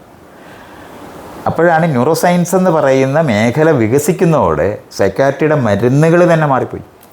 മറ്റേത് പഴയ മരുന്നുകളെല്ലാം ഒരു വ്യക്തിയെ ചികിത്സിക്കുന്നതിനേക്കാളും കൂടുതൽ ആ വ്യക്തിയെ മറ്റുള്ളവർക്ക് മാനേജ് ചെയ്യാൻ സഹായിക്കുന്ന നിലവാരത്തിലായിരുന്നു അത് ചെയ്തിരുന്നത്. അങ്ങനെയായിരുന്നു. ഇപ്പോൾ ചങ്ങല ആളുകൾ ഭ്രാന്തിന് ചങ്ങല ഇടത്തില്ലേ പണ്ടുള്ളവർ? അതെ, എല്ലായിടവും കെട്ടില്ലേ ആൾക്കാരെ? ആ കെട്ട് ആന്തരികമായി കെട്ടുക എന്ന് പറയുന്ന രീതിയിലായിരുന്നു ആദ്യത്തെ മരുന്ന് വന്നത്. അപ്പം നിങ്ങളെ മാനേജ് ചെയ്യാൻ എനിക്ക് കഴിയാതായിരിക്കുന്നു, അതുകൊണ്ട് നിങ്ങളെ മാനേജ് ചെയ്യാനായിട്ട് ആന്തരികമായി ചെയ്തിരുന്ന ഒരു കെട്ടായിരുന്നു ആദ്യകാലത്തെ മരുന്നുകളെല്ലാം. അതായിരുന്നു നമ്മളെല്ലാം, ഞാനുമൊക്കെ ആൻറ്റി സൈക്കാട്രിയൊക്കെ പറഞ്ഞിരുന്ന ഒരു കാലമുണ്ട്. ആ സമയത്തൊക്കെ ശരി ഉണ്ട്. 75കളിലൊക്കെ നമ്മൾ one flu over the cuckoo's nest എന്ന് പറയുന്നത് ഇവിടെ താളവട്ടം എന്ന് പറഞ്ഞ സിനിമയായിട്ട് പിന്നീട് വന്നിട്ടില്ലേ. ആ സിനിമയുടെ അതിൻ്റെ 75-ലോ 76-ലൊക്കെ ആയിരുന്നു ഇത് വന്നത്. അപ്പോൾ ആ സമയത്തൊക്കെ ഈ മരുന്നുകളെന്ന് പറയുന്നത് മറ്റുള്ളവർക്ക് നമ്മളെ നിയന്ത്രിക്കാനും നമ്മളെ മാനേജ് ചെയ്യാൻ, അതാണ് ആ വാക്ക് ശരിക്കും, നിയന്ത്രിച്ച് കൈകാര്യം ചെയ്യാൻ എളുപ്പമാക്കി മാറ്റുന്ന. അപ്പോൾ ഒരു മരുന്ന് കൊടുത്താൽ തൂങ്ങി പിടിച്ചങ്ങിരിക്കും, ബഹളം വെച്ചുകൊണ്ടിരുന്ന ആൾ ബഹളം വയ്ക്കുന്നില്ല, ഇങ്ങനെ ആയിപ്പോവും. അതല്ലാതെ ആ ചികിത്സയുടെ ലോകത്തൂടെ നമുക്ക് വേണ്ടി നമ്മൾ തിരിച്ച് സമൂഹത്തിനകത്ത് എത്തി നന്നായി പെരുമാറുന്നതിന് വേണ്ടിയല്ലായിരുന്നു ആദ്യകാലത്തെ മരുന്നുകൾ. ഇപ്പം മാനസിക ചികിത്സാ രംഗത്ത് അങ്ങനെ ഒരു ഭാഗമുണ്ട്. ഉണ്ട്. അത് ലോകത്തെ ഏത് ചികിത്സയ്ക്കും അങ്ങനെ തന്നെ ഉണ്ട്. ആദ്യകാലത്ത് ബ്ലഡ് എല്ലാം ലെറ്റ് ചെയ്ത് കളയത്തില്ലായിരുന്നു. അത് ഏത് ചികിത്സ അങ്ങനെ അല്ലാതിരുന്നത്. ഇത് എന്തുവാണെന്ന് ശരീരത്തിനെ പറ്റി ഒന്നും അറിഞ്ഞുകൂടാത്തവർ എന്തെല്ലാം തരത്തിലുള്ള ചികിത്സകൾ ലോകത്ത് ചെയ്യും. ശരീരത്തിന് പ്രേതം കയറി എന്ന് വിചാരിച്ചിട്ട് വടികൊണ്ട് അടിച്ച് നാശകൂശമാക്കത്തില്ലേ. ഇവിടുത്തെ ആയുർവേദ ചികിത്സയോ അല്ലെന്നുണ്ടെങ്കിൽ ഈ എന്താണ് റിലീജിയസ് ചികിത്സകൾ മുഴുവൻ അങ്ങനെയല്ലേ, കെട്ടിയിട്ട് അടിക്കത്തില്ലേ. പ്രേതം കയറി എന്നാണല്ലോ ഈ മാനസിക ചികിത്സയ്ക്ക് വിളിച്ചിരുന്നത്. ബാധ കയറി ഇതൊക്കെ ചെയ്തിരുന്നില്ലേ. അപ്പോഴൊക്കെ എന്തുമാത്രം അടിച്ചിട്ടുണ്ട് ആൾക്കാർ, എത്രയോ പേരെ കെട്ടിയിട്ടിട്ടുണ്ട്. അപ്പോൾ അതൊക്കെ നമ്മളങ്ങനെ മനസ്സിലാക്കേണ്ടതുണ്ട്. അല്ലാതെ ഈ ചികിത്സയുടെ ലോകം എന്ന് പറഞ്ഞാൽ തുടങ്ങുമ്പോഴേ തന്നെ ശരിയായി തുടങ്ങി എന്നുള്ള കാര്യത്തിലൊന്നും മനസ്സിലാക്കരുത്. അല്ലാതെ സൈക്കാട്രിയുടെ പ്രശ്നമൊന്നുമില്ല. ഏത് ചികിത്സയ്ക്കും ആദ്യകാലത്ത് ഏത് ഫോണും ആദ്യം ഉണ്ടാക്കുമ്പോൾ സിമ്പിളായിട്ടും അതിൻ്റെ കഴിവുകൾ വളരെ കുറവായിരിക്കും. അങ്ങനെ അത് മനസ്സിലാക്കേണ്ടത്. അപ്പോൾ അതിനെപ്പറ്റി നമ്മൾ കൂടുതൽ മനസ്സിലാക്കി ഇന്ന് ന്യൂറോ സയൻസും ഈ ശരീരത്തിനകത്തെ കെമിസ്ട്രിയൊക്കെ എങ്ങനെ ഉണ്ടാകുന്നു, ഇമോഷൻസ് എന്ന് പറയുന്നത് എങ്ങനെയാണ് ഉണ്ടാകുന്നത്, അത് എന്തിനുണ്ടാകുന്നത്. ഇപ്പോൾ ഞാൻ പറഞ്ഞില്ലേ, ഫൈറ്റ്, ഫ്ലൈറ്റ്, ഫ്രീസ് എന്ന് പറയുന്ന 3 തരത്തിൽ പ്രവർത്തിക്കുന്ന ഒരു ജീവിയാണ്. എല്ലാ ജീവികളും അതിൻ്റെ അപകടകരമായ സ്ഥലത്ത് വരുമ്പോൾ ചെയ്യുന്നതിന് വേണ്ടിയാണ് ഈ കെമിസ്ട്രി ഉണ്ടായിരിക്കുന്നതെന്ന് അറിയേണ്ടതുണ്ട്. അപ്പോൾ അത് ഉപയോഗിക്കാൻ കഴിയാത്ത നിലവാരത്തിൽ സാമൂഹികമായ കാരണങ്ങൾ കൊണ്ട് നിയന്ത്രിക്കാൻ പഠിപ്പിക്കുന്ന സിവിലൈസ്ഡായ സമൂഹത്തിനകത്ത് ഇതിനെ റിലീസ് ചെയ്യുന്ന മെക്കാനിസങ്ങൾ ഉണ്ടാക്കിയേ പറ്റും. അവിടെയാണ് നമ്മൾ ഈ യോഗവും ധ്യാനവും ഒക്കെ ആൾക്കാർ പഠിപ്പിക്കാനൊക്കെ നടക്കുന്ന ഇമോഷൻസ് പ്രകടിപ്പിക്കാൻ പറ്റാത്ത ജീവികളായി പോയിട്ടുണ്ട്. അതിനോടൊപ്പമാണ് മരുന്നും. അപ്പോൾ മരുന്ന് കൊണ്ട് അത് കുറയ്ക്കാൻ പറ്റും, ന്യൂട്രലൈസ് ചെയ്യാൻ പറ്റുന്ന കുറേ കാര്യങ്ങൾ. ബാക്കി മുഴുവൻ സാഹചര്യങ്ങളെ മനസ്സിലാക്കി പെരുമാറാൻ പഠിക്കുന്നത് വഴിയാണ്. അപ്പോൾ അതുകൊണ്ടാണ് പണ്ടേ അവർ മരുന്നും മന്ത്രവും എന്ന് പറയുന്ന തരത്തിൽ പറയുന്നത് പോലെ മരുന്നും കൗൺസിലിങ്ങും കൂടെ ആവശ്യമാണെന്ന് നമ്മൾ അപ്പോഴാണ് സൈക്കോളജിക്കലായിട്ടുള്ള കൗൺസിലിംഗ് ഒരു വശത്തൂടെ കൊടുക്കുകയും മറുവശത്തൂടെ മരുന്ന് കൊണ്ട് മാറ്റാനൊക്കെ ആവശ്യമുള്ള സാധനങ്ങൾ ചെയ്യുക എന്നുള്ളതാണ് ചെയ്യേണ്ടത്. ഈ തരത്തിൽ ഇതിനെ ഒന്ന് മനസ്സിലാക്കി കഴിഞ്ഞാൽ ഇപ്പോൾ ആധുനികമായ മരുന്നുകളെന്ന് പറയുന്നത് നമ്മുടെ ഇതൊക്കെ വർക്ക് ചെയ്യുന്നത് എങ്ങനെയാണെന്നുള്ള അറിവ് വളരെയധികം വർദ്ധിച്ചിട്ടുണ്ട്. പണ്ട് ഈ ബ്രെയിൻ എന്ന് പറയുന്നത് ഒരു ബ്ലാക്ക് ബോക്സ് പോലെയായിരുന്നു, അതിനകത്തേക്ക് നോക്കാനൊന്നും നോക്കത്തില്ലായിരുന്നു. ഇന്നങ്ങനെയല്ല, FMRI ഉപയോഗിച്ച് നമുക്ക് കാണാൻ പറ്റും, ഇമോഷൻസ് വർക്ക് ചെയ്യുന്നതും പ്രൊഡ്യൂസ് ചെയ്യുന്നതും കാണാൻ പറ്റും. ആ വർക്കിംഗ് മോഡൽ തന്നെ നമുക്ക് കാണാൻ പറ്റും. അതുകൊണ്ട് തല പഴയതുപോലെ അല്ല, ബ്ലാക്ക് ബോക്സ് അല്ല, തുറന്നു കഴിഞ്ഞത്. അപ്പോൾ അങ്ങനെ അറിയുന്ന സ്ഥലം വന്നപ്പോൾ എവിടെയാണ് എന്താണ്. ഇപ്പോൾ പലപ്പോഴും നമുക്ക് മാനസിക വിഭ്രാന്തിയോടെ ഒരാൾ പെരുമാറുമ്പോൾ അയാളുടെ ബ്രെയിനിനകത്തൊരു ട്യൂമർ വളരുന്നത് കൊണ്ടാണെന്ന് നമ്മൾ അറിയുന്നുണ്ടാകത്തില്ല. ആ ട്യൂമർ കാണുന്നില്ലല്ലോ. അപ്പോൾ അത് വന്ന് അവസാനം അയാൾ മരിച്ചു പോകുമ്പോഴാണ് ഇയാൾക്ക് ഇങ്ങനൊരു കുഴപ്പം കൊണ്ട് അയാളുടെ സ്വഭാവം മാറിപ്പോയെന്ന് നമ്മളറിയുന്നത്. ഇത് അതുപോലെ തന്നെ നമ്മുടെ ഈ തൈറോയിഡ് എന്ന് പറയുന്ന ഗ്രന്ഥി, അതിനകത്തെ തൈറോക്സിൻ പ്രൊഡ്യൂസ് ചെയ്യുന്ന കുറഞ്ഞാലും മാനസിക വിഭ്രാന്തി വരുന്ന പോലെ വരും. അപ്പോൾ ഈ തൈറോയിഡ് ഓപ്പറേഷൻ കഴിഞ്ഞ തൈറോക്സിൻ ദിവസവും കഴിക്കണം, അതുവഴിയാണ് പ്രശ്നമില്ലാതിരിക്കുന്നത്. അല്ലെന്നുണ്ടെങ്കിൽ മാനസിക വിഭ്രാന്തി ഉള്ളവരെ പോലെ പെരുമാറും. അപ്പോൾ എത്രയോ ഗ്ലാൻഡുകളുണ്ട് നമുക്ക്. ആ ഗ്ലാൻഡിനകത്തെ കെമിസ്ട്രിയാണിതല്ല. നമ്മുടെ ജീവനെന്ന് പറയുന്നത് തന്നെ കെമിസ്ട്രിയാണ്. പക്ഷേ ഞാനിപ്പം താങ്കൾ ഈ പറയുമ്പോൾ ഞാൻ ആലോചിച്ച് പോകുന്നത് നമ്മുടെ മുൻഗാമികൾ ഈ മരുന്നില്ലാതെ എത്ര പ്രയാസപ്പെട്ടിരിക്കും. കണിശമായിട്ട് അത് ഇത് മാത്രമല്ല, ഇയാൾ മരുന്നിനെ പറ്റി മാത്രം മനസ്സിലാക്കാതെ പട്ടിണി കിടന്നിട്ട് നമ്മൾ ഭക്ഷണമില്ലാതെ വിഷമിച്ചിട്ടില്ലേ. ഇന്ന് നമ്മൾ ഇഷ്ടം പോലെ ഭക്ഷണം കൊണ്ടുള്ള അസുഖങ്ങളായിട്ടിരിക്കുന്ന സ്ഥലത്താണ് നമ്മളിപ്പോൾ ഉള്ളത്. ദാരിദ്ര്യം പോലെ കടുത്ത് ജീവിതം പ്രാരാബ്ധമാണെന്ന് ആൾക്കാർ പഠിപ്പിച്ച് കളഞ്ഞില്ലേ? ജീവിതം ദുഃഖമാണെന്ന് പഠിപ്പിച്ചിരുന്നിട്ടില്ലേ? ഇവിടുന്ന് രക്ഷപ്പെടാൻ പഠിപ്പിച്ചിരുന്ന തലമല്ലേ? ഇതെല്ലാം അങ്ങ് മറന്നുപോയിട്ട് ഈ മരുന്നിൻ്റെ ലോകം മാത്രമല്ലെന്നാണ് ഞാൻ പറയുന്നത്. കൊതുക് മുഴുവൻ കുത്തത്തില്ലേ നമ്മൾ? വെള്ളം കുടിച്ച് ഡിസെൻട്രി വരത്തില്ലേ? വെള്ളം തിളപ്പിച്ച് കുടിച്ചാൽ നമുക്ക് അസുഖം വരത്തില്ല എന്ന് കണ്ടുപിടിക്കുന്നത് വരെ വെള്ളം കുടിച്ച് തന്നെ നമ്മൾ വൈറലായി പോകത്തില്ലേ? കോളറ പിടിച്ച് മരിച്ചിരുന്നില്ലേ? അടുത്ത കാലം വരെ ആണ് നമ്മൾ വസൂരി പിടിച്ച് മരിച്ചിരുന്നില്ലേ? ഇതെല്ലാം നമ്മൾ ചെയ്തിരുന്നതല്ലേ? അപ്പോൾ അതുകൊണ്ട് പഴയ കാലത്തെ ജീവിതം മുഴുവൻ ദുഃഖം തന്നെയാണ്. അതുകൊണ്ട് അത് ഇതിനകത്ത് മാത്രമായിട്ട് കാണണ്ട. ഇന്ന് നമ്മൾ ജീവിതത്തിനകത്ത് വളരെ സമ്പത്തുള്ള, വളരെ സൗകര്യമുള്ള, അതിനുവേണ്ടി ജീവിതത്തിനെ പറ്റിയുള്ള പല അറിവുകളും ഉള്ള കാലത്താണ് നമ്മൾ ജീവിക്കുന്നത്. അതുകൊണ്ട് ജീവിതം ദുഃഖമായിട്ട് ഇനി അനുഭവിക്കേണ്ട കാര്യം സത്യത്തിലില്ല. മനുഷ്യർ പരസ്പരം അങ്ങോട്ടും ഇങ്ങോട്ടും ഉപദ്രവിക്കുന്നിടത്താണ് ഏറ്റവും കൂടുതൽ ദുഃഖം ഉണ്ടാക്കുന്നത്. അപ്പോൾ ബാക്കി ഒത്തിരി ഏരിയകൾ നമ്മൾ മറികടന്നിട്ടുണ്ട്. അതുകൊണ്ട് അങ്ങനെ മനസ്സിലാക്കിയാൽ മതി. അത് ഇനി ഞാൻ മറ്റൊരു വിഷയത്തിലേക്ക് പോവുകയാണ്. ഞാൻ താമസിക്കുന്നത് അമ്പലത്തറ വാർഡിലാണ്, തിരുവനന്തപുരം അമ്പലത്തറ വാർഡ്. ഫെബ്രുവരി തുടങ്ങിക്കഴിഞ്ഞു. ഇനിയൊരു 2-3 ദിവസം കഴിഞ്ഞാൽ ഞാൻ എൻ്റെ വീടും പൂട്ടി മറ്റൊരു സ്ഥലത്തേക്ക് താൽക്കാലികമായി താമസം മാറ്റുകയാണ്. കാരണം ഈ ഉത്സവം തുടങ്ങിക്കഴിഞ്ഞാൽ ശബ്ദ മലിനീകരണം കാരണം ആ പ്രദേശത്തുള്ളവർക്കൊന്നും ഇരിക്കാൻ പറ്റത്തില്ല. പക്ഷേ ഞാനിത് പറയുമ്പോഴും ലക്ഷക്കണക്കിന് ആളുകളാണ് അവിടെ വന്ന് ചേരുന്നതും അത് അനുഭവിക്കുന്നതും ആർത്ത് തിമിർക്കുന്നതും. എന്തുകൊണ്ടാണത്? ലോകത്ത് നമ്മൾ പാർട്ടിസിപ്പേറ്റ് ചെയ്യാത്ത, അത് 2 രീതിയിൽ അതിനെ മനസ്സിലാക്കണം. ഒരു കളി നടക്കുന്നിടത്ത് നമ്മൾ വരുമ്പോൾ ശബ്ദം മാത്രമേ നമ്മൾ കേൾക്കുള്ളൂ. കളിയിൽ നമ്മൾ പാർട്ടിസിപ്പേറ്റ് ചെയ്താൽ നമ്മളത് കേൾക്കാതാവും. നമ്മളും കൂടെ അതിൻ്റെ കൂടെ ചേർന്ന് ശബ്ദം ഉണ്ടാക്കുന്നത്. അടുത്ത വീട്ടിൽ നമ്മൾ പാട്ട് അതിൻ്റെ പങ്കാളിയായിട്ടില്ലെന്നുണ്ടെങ്കിൽ ഭയങ്കര അസൗകര്യവും ബുദ്ധിമുട്ടുമായിട്ട് നമ്മൾ അനുഭവിക്കും. കാരണം നമ്മൾ അതിൻ്റെ പാർട്ടിയല്ല, പങ്കാളിയല്ല. അതുകൊണ്ട് നമ്മൾ അനുഭവിക്കുന്ന ഒരു പ്രശ്നമുണ്ട്. അതേ സമയത്ത് ഇത്തരത്തിലുള്ള ഏത് ആഘോഷത്തിനും അതിന് ലെവല് ഓരോ ആളും അനുഭവിക്കാൻ പറ്റുന്നത്. ഇപ്പോൾ നമ്മൾ ആർത്ത് വിളിച്ചുകൊണ്ട് നിൽക്കുന്നവരുടെ കൂട്ടത്തിൽ നിന്ന് ആർത്ത് വിളിച്ചുകൊണ്ടിരിക്കുകയാണെങ്കിൽ നമ്മളെ ശബ്ദം അങ്ങനെ ബാധിക്കാതെ പോകും. അതുകൊണ്ട് നമ്മളും കൂടെ ചേർന്ന് അത് ചെയ്തുകൊണ്ടിരിക്കുകയാണ്. അതിന് നേരത്തെ ഞാൻ ശരീരം സജ്ജമാകുക എന്ന് പറയുന്ന പോലൊരു സംഭവം അതിനകത്ത് നടക്കുന്നുണ്ട്. ഇതുകൊണ്ടാണ് ബഹളം വയ്ക്കുന്നത് വരെ. ഇപ്പം ഇങ്ങനെ പണ്ടൊരു ശബ്ദം ഉണ്ടാക്കുന്ന കടുകടാന്ന് ശബ്ദം ഉണ്ടാക്കുന്ന ഒരു ചെറിയ കളിപ്പാട്ടം ഉണ്ടായിരുന്നു. ഭയങ്കര കിളിക്കാൻ പറ്റി. അതുപോലത്തെ അത് നമ്മൾ കിളിക്കൊണ്ടിരിക്കുകയാണെങ്കിൽ നമ്മളത് അറിയത്തില്ല. മറ്റുള്ളവർക്ക് ഭയങ്കര ഡിസ്റ്റർബൻസാണത്. കാരണം അവരതിനകത്ത് പാർട്ടിസിപ്പേറ്റ് ചെയ്യുന്നില്ല. ഇതൊരു പോയിൻ്റാണ്. അതേ സമയത്ത് ഒരു ലെവലിന് മുകളിൽ ഏത് ശബ്ദവും ഏത് വെളിച്ചവും നമ്മളെ ഉപദ്രവിക്കും.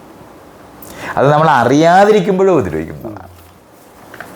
ഇപ്പോൾ നമ്മൾ ഈ ഡാൻസ് ബാറിലൊക്കെ ചെന്ന് കഴിഞ്ഞാൽ അവർ ഭയങ്കര പിച്ചിലാണ് ശബ്ദം വയ്ക്കുന്നത്. കാതടച്ചു പോയി എന്ന് നമ്മൾ പറയുന്ന തരത്തിൽ തന്നെയാണ്. നമ്മൾ പാർട്ടിസിപ്പേറ്റ് ചെയ്യുന്നത് കൊണ്ട് മാത്രമാണ് നമ്മൾ പലപ്പോഴും അത് ഈ മറികടക്കാനായിട്ട് പറ്റുന്നത്. പക്ഷേ നമുക്ക് പാർട്ടിസിപ്പേറ്റ് ചെയ്യാൻ പറ്റാത്ത ഒരു അന്തരീക്ഷത്തിലാണ് നമ്മൾ ചെന്ന് പെടുന്നതെങ്കിൽ നമ്മളത് ഭയങ്കര ദുരിതമായിട്ട് തന്നെ അനുഭവിക്കും. അപ്പോൾ ശരീരത്തിന് താങ്ങാൻ പറ്റും. നമ്മളിപ്പോൾ ഈ പടക്കം പൊട്ടിക്കുന്നിടത്ത് നമ്മൾ പോകത്തില്ലേ? എന്ത് പാടുപെട്ടിട്ടാണ് ആൾക്കാർ ഫയർ വർക്ക്സ് കാണാൻ പോകുന്നത്. അപ്പോൾ ഈ അമിട്ട് ഇങ്ങനെ മേപ്പോട്ട് പൊങ്ങാൻ പോലും വയ്യാത്ത അത്രയും ഭാരമുള്ള അമിട്ട് മേപ്പോട്ട് പോയിട്ട് താഴോട്ട് വന്ന് പൊട്ടും. നെഞ്ചത്തൊക്കെ ഇങ്ങനെ അടിക്കുന്നത് പോലെ ഈ ശബ്ദം കൊണ്ട് തന്നെ, ആ തരംഗം കൊണ്ട് നമ്മുടെ ശരീരം വിറയ്ക്കും. പക്ഷെ അപ്പോഴും നമുക്കതിങ്ങനെ കാണാനുള്ള കൗതുകം കൊണ്ട് നമ്മളവിടെ പോയിരിക്കും. അത് നമ്മളിങ്ങനെ അറിയേണ്ടതുണ്ട്. നിലവെടി എന്ന് പറഞ്ഞിട്ട് വേറെ എണ്ണത്തിന് ഗർഭം കലക്കി എന്ന് പറഞ്ഞിട്ടുണ്ട്. ഭയങ്കര ഇതാണ് ആ ശബ്ദം. നമ്മുടെ വയറിനകത്തൊക്കെ ഇങ്ങനെ ഇതുണ്ടാക്കും. പക്ഷെ അപ്പോഴും ആളുകളത് പോയി അനുഭവിക്കാൻ നിൽക്കുന്നവർ, അവിടെ അത് അനുഭവിക്കാൻ നിൽക്കാൻ താല്പര്യമില്ലാത്തവർ 2 തരത്തിൽ ഇത് അനുഭവിക്കും എന്നുള്ള കാര്യം നമ്മളറിയണം. ഈ ഒരു പോയിൻ്റുണ്ട്.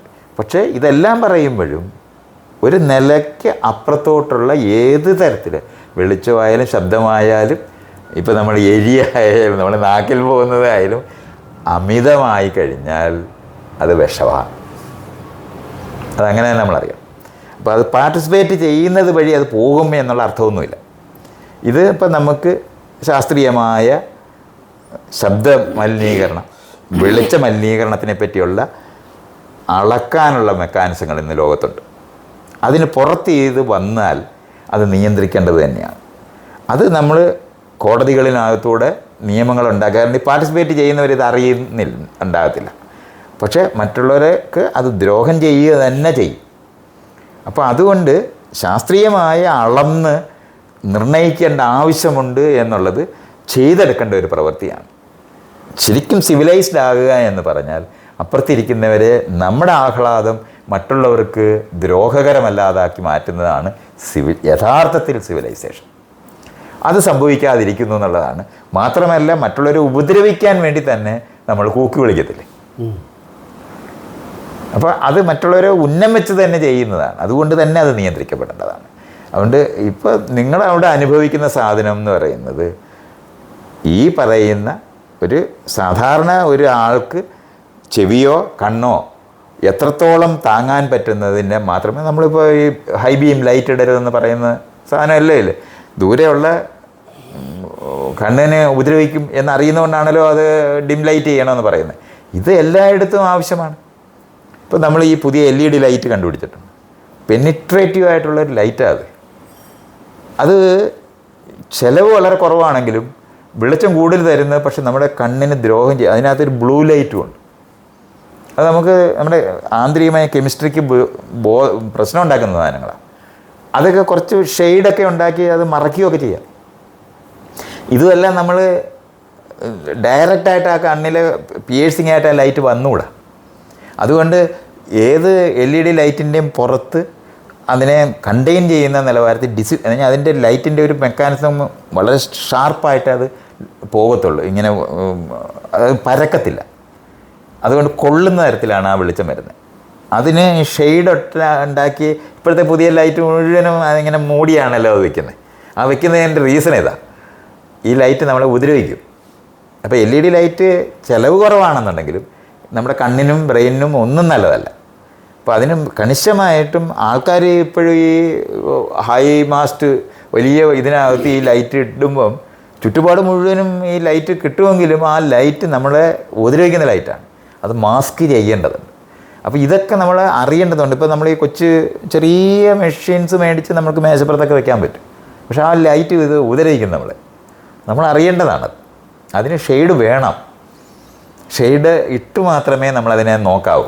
ഇതൊക്കെ നമ്മൾ അറിയേണ്ടതാണ്. ഇതുപോലെ തന്നെയാണ് ശബ്ദം നമ്മുടെ ബ്ലഡ് പ്രഷർ മുഴുവൻ കൂട്ടും. ശബ്ദം കൊണ്ട് ഈ ഭിത്തിയൊക്കെ പൊട്ടിക്കാൻ പറ്റും. ശബ്ദം കൊണ്ട് സാധനങ്ങളൊക്കെ തകർത്ത് കളയാൻ പറ്റും. ഇപ്പം വെള്ളത്തിൻ്റെ പ്രഷർ കൊണ്ട് നമുക്ക് പാറ പൊട്ടിക്കാൻ പറ്റുമെന്ന് അറിയുന്നത് പോലെ തന്നെ അറിയേണ്ടതാണ്. വെള്ളം വെച്ചിട്ട് പാറ പൊട്ടിക്കുന്നതിനെ പറ്റി നമ്മൾ പണ്ട് ആലോചിക്കാനൊക്കെ, പക്ഷേ ഹൈ പ്രഷറിലാണെങ്കിൽ പൊട്ടിക്കാൻ പറ്റും. ഇതേപോലെയാണ് ശബ്ദത്തിൻ്റെ ഹൈ പിച്ച് ഉണ്ടാക്കിക്കൊണ്ട് സാധനങ്ങൾ പൊട്ടിക്കാൻ പറ്റും. അപ്പോൾ നമ്മുടെ ശരീരത്തിനകത്ത് ഇന്ദ്രിയങ്ങളിനകത്ത് സൂക്ഷ്മമായിട്ടുള്ള എല്ലാം തകർക്കാൻ പറ്റും. ശബ്ദത്തിൻ്റെ ഡെസിബൽ കൂട്ടിയാൽ മതി. അപ്പോൾ ഇതൊക്കെ നമ്മൾ മനസ്സിലാക്കേണ്ടതാണ്. ഇത് അറിഞ്ഞുകൂടാതാണ് ആൾക്കാർ ഇത് കൈകാര്യം ചെയ്യുന്നത്. ഒരു ഗ്രാമീണരായ മനുഷ്യർക്ക് അവർക്ക് ഈ ചെയ്യുന്ന ദ്രോഹത്തിനെ പറ്റി അവർക്ക് അറിഞ്ഞുകൂടാ. ഇവിടെ നമ്മൾ എയർ കണ്ടീഷൻ ചെയ്യുക എന്ന് പറഞ്ഞാൽ ഏറ്റവും തണുപ്പത്ത് തിരിച്ചങ്ങ് വയ്ക്കുക എന്നാണ്.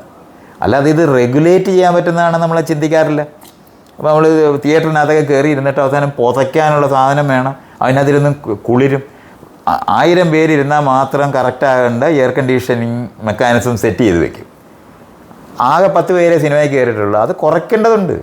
അത് ചെയ്യാനായിട്ട് മടിച്ചിട്ട് അങ്ങനെ തന്നെ ഇരിക്കുക. അതിനകത്ത് ഈ 10 പേരിരുന്ന് കുളിരും. ഒരാവശ്യമില്ല, അങ്ങനെ ചെയ്യേണ്ട ആവശ്യമില്ല. നമുക്ക് എയർ കണ്ടീഷനിങ് എന്ന് പറയുന്ന വാക്ക് തന്നെ അറിഞ്ഞുകൂടാത്തവരാണ് മലയാളികളെന്നുള്ള സാധാരണക്കാർക്ക്. അത് അറിഞ്ഞു തന്നെ കൂടാ. നമ്മൾ ശരിക്കും പറഞ്ഞാൽ 16 വെക്കും. 16 വെച്ചിട്ട് പിന്നെ പുതച്ച് ബ്ലാങ്കറ്റ് ഇട്ട് കിടക്കും. അതേ സമയത്ത് അത് 25 26 27 ഒക്കെ വെക്കുകയാണെന്നുണ്ടെങ്കിൽ ഒരു പാടുമില്ലാതെ നമുക്ക് നല്ല നല്ല ക്ലൈമറ്റിൽ കിടന്ന് ഉറങ്ങാൻ പറ്റും. ഈ അറിവില്ലായ്മ ഇതിനകത്തെല്ലാം ഉണ്ട്. നമ്മൾ ഭക്ഷണം കഴിക്കുന്നതിനകത്ത് നമ്മുടെ വയറ് ചീത്തയാക്കി കളയുന്ന അത്രയും എരി കുരുമുളകോ അല്ലെന്നുണ്ടെങ്കിൽ മുളക് പൊടിയോ ഇടും. ഇതൊക്കെ നമ്മുടെ ടേസ്റ്റ് ബഡുകളെല്ലാം ചീത്തയാക്കി കളയും. നമുക്ക് വളരെ രൂക്ഷമായ രുചി മാത്രം ആസ്വദിക്കാൻ പറ്റുന്നവരായിട്ട് നമ്മൾ മാറിപ്പോകും. ലളിതമായ രുചികൾ ഒന്നും തന്നെ തിരിച്ചറിയാനുള്ള കഴിവില്ലാത്തവരായിപ്പോകും. അതാണ് പറ്റുന്നത്. എന്നിട്ട് നമ്മൾ ഈ അങ്ങനെ കുറച്ച് ഈ സ്പൈസസ് ഉപയോഗിക്കുന്നവരുടെ ഭക്ഷണത്തിന് ഒരു രുചിയില്ലെന്ന് നമ്മൾ പറയുന്നത്. കാരണം നമുക്കത് തിരിച്ചറിയാനാണ്, അതിൻ്റെ ആ രുചി തിരിച്ചറിയാനുള്ള കപ്പാസിറ്റി പോയി, അത് പോയി. നാക്ക് മരവിച്ച് പോയവരാണ് നമ്മൾ. ഒരു 30-40 വയസ്സ് കഴിഞ്ഞാൽ ഒരു മലയാളിക്കും ഈ സൂക്ഷ്മമായ ഒരു രുചിയും തിരിച്ചറിയാനുള്ള കഴിവ് നഷ്ടപ്പെട്ടു. വളരെ ഇപ്പം ഇറച്ചിക്കും മീനിനും ഒക്കെ സ്വന്തമായ രുചിയുണ്ട്. അതെന്തുവാന്ന് പോലും നമുക്ക് അറിഞ്ഞൂടാ. നമുക്ക് ഈ മസാലകളുടെ രുചിയെ അറിയാവൂ. സാന്ദർഭികമായൊരു കാര്യം പറയട്ടെ. എൻ്റെ ഒരു സുഹൃത്തുണ്ട്. അയാളെ എനിക്കൊരു 10-20 വർഷങ്ങളായി പരിചയമുള്ള ആളാണ്. അയാൾ പണ്ട് പറഞ്ഞ ഒരു കാര്യമാണ്, അയാൾക്ക് ആഹാരം കഴിക്കുമ്പോൾ ആഹാരത്തിന് മണം കിട്ടുകയില്ല. അതുകൊണ്ട് അയാൾക്ക് രുചി അറിഞ്ഞുകൂടാ.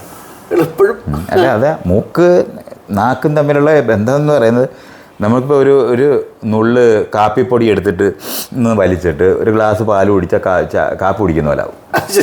അങ്ങനെയാണ്. എന്നാൽ രുചി അനുഭവിക്കുന്നത് മണത്തിലാണ് ആദ്യം നമ്മളത് അനുഭവിക്കുന്നത്. അപ്പോൾ അത് ജലദോഷമുള്ളവരോ അല്ലെങ്കിൽ മൂക്കിൻ്റെ ഈ തരത്തിലുള്ള സെൻസിറ്റിവിറ്റി എന്ന് പറഞ്ഞാൽ അതിന് എന്താണ് തിരിച്ചറിവുണ്ടാകുന്ന, അല്ല, സെൻസിറ്റിവിറ്റി എന്ന് പറഞ്ഞാൽ തിരിച്ചറിവല്ല. വളരെ ലോലമായ രീതിയിൽ നമുക്ക് ഇമോഷൻസ് അനുഭവിക്കാനുള്ള അല്ലെങ്കിൽ രുചികൾ അനുഭവിക്കാനുള്ള അല്ലെങ്കിൽ സിഗ്നൽസ് സ്വീകരിക്കാനുള്ള കഴിവിന് ഏറ്റവും ലോലമായത്, ഡെലിക്കേറ്റ് എന്നുള്ള വാക്ക് ഉപയോഗിക്കുന്നതാണ്. അത് തിരിച്ചറിയാനുള്ള എബിലിറ്റി നഷ്ടപ്പെട്ടു പോകുന്നതാണ് രൂക്ഷമായ ഗന്ധങ്ങൾ, രൂക്ഷമായ രുചികൾ, രൂക്ഷമായ ശബ്ദങ്ങൾ, രൂക്ഷമായ വെളിച്ചങ്ങൾ എല്ലാം നമ്മുടെ ഇത്തരത്തിലുള്ള ഏറ്റവും സൂക്ഷ്മമായ ലെവലിൽ ഏറ്റവും ലോലമായ രീതിയിൽ തിരിച്ചറിയാനുള്ള എബിലിറ്റി നഷ്ടപ്പെടുത്തി കളയും. ഇതുകൊണ്ട് തന്നെയാണ് ശബ്ദമലിനീകരണം ആളുകൾ കൂട്ടായിട്ട്, അത് ഒരു എന്താണ്, വിശ്വാസി അവിശ്വാസി പ്രശ്നമല്ല, ആരോഗ്യ പ്രശ്നമാണ്. അങ്ങനെയാണ് അത് മനസ്സിലാക്കേണ്ടത്. ആരോഗ്യ പ്രശ്നമായിട്ട് മനസ്സിലാക്കേണ്ടതുണ്ട്. ഒരു താങ്ങാൻ പറ്റാത്ത ഒരു പാലത്തേൽ 50 പേര് കയറേണ്ട അടുത്ത് 100 പേര് കയറിയ ആ പാലം തകർന്നു പോകുമെന്ന് പറയുന്ന പോലെ അറിയേണ്ടതാണ്. അതുകൊണ്ടാണ് അത്തരത്തിലുള്ള സെൻസിറ്റിവിറ്റിയെ പറ്റി, അത്തരത്തിലുള്ള കാര്യങ്ങളെപ്പറ്റി നമ്മൾ പരസ്പരം ശാസ്ത്രീയമായ അറിവ് ഉപയോഗിച്ച് ഡെസിബിൾസ്, ഈ ശബ്ദത്തിൻ്റെ അളവെടുക്കേണ്ടതുണ്ട്.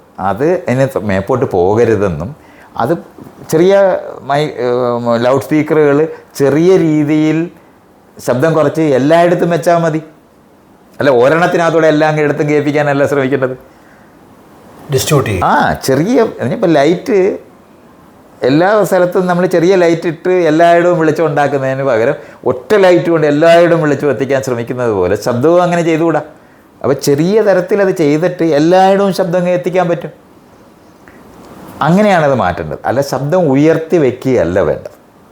ഡിസ്ട്രിബ്യൂട്ട് ചെയ്ത് എടുക്കുന്ന നിലവാരത്തിൽ എല്ലാ സ്ഥലത്തും ചെറിയ ലൗഡ് സ്പീക്കേഴ്സ് വെച്ച് അത് ബോക്സിൽ വെക്കണമെന്നൊക്കെ നിയമങ്ങളൊക്കെ ഉണ്ടായിട്ടുണ്ട്. പക്ഷെ ബോക്സിനകത്ത് പോലും ഈ പറയുന്ന മറ്റേ ആംപ്ലിഫയർ ഒക്കെ വെച്ച് പരമാവധി ശബ്ദം ഉണ്ടാക്കി എന്നിട്ട് അത് പെട്ടിക്കകത്ത് വെക്കുക എന്നുള്ളതാണ് ചെയ്യുന്നത്. അതല്ല ചെയ്യേണ്ടത്. അപ്പോൾ ഇതൊക്കെ നിയമപരമായിട്ട് നമ്മൾ എടുക്കുന്നു എന്ന് പറയുന്നത് പോലെ നമ്മളിതിനെപ്പറ്റി പഠിപ്പിക്കുകയും പറയുകയും അറിയിക്കുകയും ചെയ്യേണ്ട പണി നമ്മളെപ്പോലുള്ള ആൾക്കാരുടെ പണിയാണ്. ഞാൻ ചാടി പോവുകയാണ്, ക്ഷമിക്കുക. ഇപ്പോൾ കുംഭമേളയിൽ പങ്കെടുത്തതിൽ കുറേ ആളുകൾ മരിച്ചു. ഇനി നടക്കാൻ പോകുന്ന കുംഭമേളയിലും ഇതിനേക്കാളും ഭയങ്കരമായ തിരക്ക് തീർച്ചയായിട്ടും ഉണ്ടാകും. അപ്പം മരിക്കാൻ സാധ്യതയുള്ള ഒരു മേഖല എന്നറിഞ്ഞിട്ട് പോലും ആളുകൾ എന്തുകൊണ്ട് അതിൽ പങ്കെടുക്കുന്നു? അല്ല, അത് ആളുകൾ യുദ്ധത്തിന് പോകുന്നത് എന്തുകൊണ്ടാണെന്ന് ചോദിക്കുന്ന ചോദ്യം പോലെ തന്നെ. എന്താ, മരിക്കുമെന്ന് അറിഞ്ഞുകൂടാത്തതുകൊണ്ടാണോ പട്ടാളത്തിന്? അതുപോലെ തന്നെയാണ്. സമ്മർദ്ദം കൊണ്ടല്ലേ പോകുന്നത്? സമ്മർദ്ദം കൊണ്ടൊന്നുമല്ല. നിങ്ങൾ എരി കയറ്റി കഴിഞ്ഞാൽ യുദ്ധത്തിന് പോകും ആൾക്കാർ. അത് തന്നെയാണ്. ആ എരി കയറ്റുന്ന പണി ഇതിനകത്ത് എല്ലാം ചെയ്യുന്നത് കൊണ്ട് തന്നെ ആൾ കൂടുന്നത്. മൈത്രേയനുമായിട്ട് ചിലർ സംവാദത്തിൽ എത്തുമ്പോഴത്തേക്ക് ഭയങ്കരമായിട്ട് തർക്കിക്കാറുണ്ട്. അപ്പം ഞാൻ ആലോചിക്കാറുണ്ട്, ഞാൻ മൈത്രേയനോട് സംസാരിക്കുമ്പോഴത്തേക്ക് ഞാൻ എന്തുകൊണ്ട് മൈത്രേയനോട് തർക്കിക്കുന്നില്ല? അപ്പം അതിൻ്റെ ഒരു വ്യത്യാസം ഞാൻ കാണുന്നത് വെച്ചാൽ, മൈത്രേയൻ സംസാരിക്കുമ്പോൾ എനിക്ക് തർക്കത്തക്ക രീതിയിൽ കാര്യങ്ങൾ അതിനകത്തില്ല. അത് എൻ്റെ കുഴപ്പമാണോ മൈത്രേയൻ്റെ നമ്മൾ രണ്ടുപേരും കൂടെ പൊതുവേ യോജിപ്പുള്ള മേഖലകളിലുള്ള വിഷയങ്ങളാണ് ഡിസ്കസ് ചെയ്യുന്നത്. അല്ല, ഞാൻ പറയുന്നത് കൊണ്ട് മാത്രം അറിയുന്ന ആളല്ല മുഹമ്മദ് ഖാനെ. അതുകൊണ്ടാണ് നമ്മൾ ഒരു കോമൺ പ്ലാറ്റ്ഫോമിലാണ് കൂടുതൽ സമയത്ത് നിൽക്കുന്നത്. മറ്റേത് അതുമാത്രമല്ല, ഈ ടെലിവിഷനെയോ അല്ലെന്നുണ്ടെങ്കിൽ യൂട്യൂബിനകത്തെ ഓഡിയൻസിനെ ഒരു സ്പെക്ടക്കിൾ ഉണ്ടാക്കി സംഘടിപ്പിക്കണമെന്ന് വിചാരിക്കുന്ന ഒരാളിൻ്റെ മറുവശത്ത് വരുമ്പോഴാണ് ഞാൻ അങ്ങനെ സംസാരിക്കാൻ ബാധ്യത വരുന്നത്. നമ്മൾ രണ്ടുപേരും പറഞ്ഞ് പരസ്പരം ആശയം കൈമാറ്റം ചെയ്യുന്നതല്ല അവരുടെ ആവശ്യം. അവരുടെ ഓഡിയൻസിനെ എന്നെ കോർണർ ചെയ്തെന്നോ അല്ലെങ്കിൽ എന്നെ പറഞ്ഞു തോപ്പിച്ചെന്നോ ഉണ്ടാക്കിയ ഒരു സ്പെക്ടക്കിൾ അവർക്ക് പ്രതിഷ്ഠിക്കേണ്ട ആവശ്യമുള്ളത് കൊണ്ട് അവർ ഒരു ആവശ്യവുമില്ലാതെ ഉയർത്തുന്ന ആർഗ്യുമെൻറ്റ്സിന് മറുപടി പറയാൻ നമ്മൾ അവിടെ ഇരിക്കുന്നതുകൊണ്ട് ബാധ്യത വന്നു പോകുന്നതുകൊണ്ട് സംഭവിക്കുന്നത്. വാസ്തവത്തിൽ ഞാൻ താങ്കളുമായി ഏർപ്പെടുന്ന സംഭാഷണത്തിൽ ആദ്യത്തെ ആ സംഭാഷണത്തിൻ്റെ ഉപഭോക്താവ് ഞാനാണ്. അത് ഞാൻ പറയുന്നതിന് എനിക്ക് മടിയൊന്നുമില്ല. എനിക്കറിയാത്ത ഒരുപാട് കാര്യങ്ങൾ താങ്കൾ പറയും. പക്ഷേ മറ്റുള്ളവർ അവരുടെ രീതി കാണുമ്പോഴത്തേക്ക് അല്ല, അവരത് ചെയ്യുന്നത് ഞാൻ നേരത്തെ പറഞ്ഞില്ലേ, ഞാൻ പറയുന്ന വിഷയം കേട്ടിട്ട് പറയുകയല്ല, ഞാൻ പറയുന്നത് എതിർത്തുകൊണ്ടിരിക്കുക എന്നുള്ളതാണ് അവർ ചെയ്യുന്നത്. കേട്ട് മനസ്സിലാക്കിയിട്ട് ഇനി ഞാൻ പറയുന്നതിനകത്ത് കോൺട്രഡിക്ഷൻ ഉണ്ട്, ഒന്ന് പറഞ്ഞതിനോട് വിരുദ്ധമായി വേറൊന്ന് പറഞ്ഞു എന്ന് പറയുന്നത് ചൂണ്ടിക്കാണിക്കുന്ന സ്ഥലമല്ല. പറയുന്നത് കേൾക്കാതെ എതിർത്തുകൊണ്ടിരുന്നാൽ ഞാൻ സംസാരിക്കുമ്പോൾ എതിർത്ത് സംസാരിക്കുന്ന അപ്പോൾ ഒരു രണ്ടുപേര് തമ്മിൽ ഒരു ബോക്സിംഗ് റിങ്ങിനകത്തെ ഇടി പോലെ ആകും. അങ്ങനെ ആക്കുന്നത് വഴി കാഴ്ചക്കാരെ കൂട്ടാൻ പറ്റുമെന്ന് കണ്ടുപിടിച്ചത് കൊണ്ട് വരുന്നതാണ്. പിന്നെ ആളുകളെല്ലാം എന്നോട് പറയുന്നുണ്ട്, നിങ്ങൾ എന്തിനാണ് ഇങ്ങനെയുള്ള ആൾക്കാരോട് സംസാരിക്കുന്നതെന്നൊക്കെ പറയും.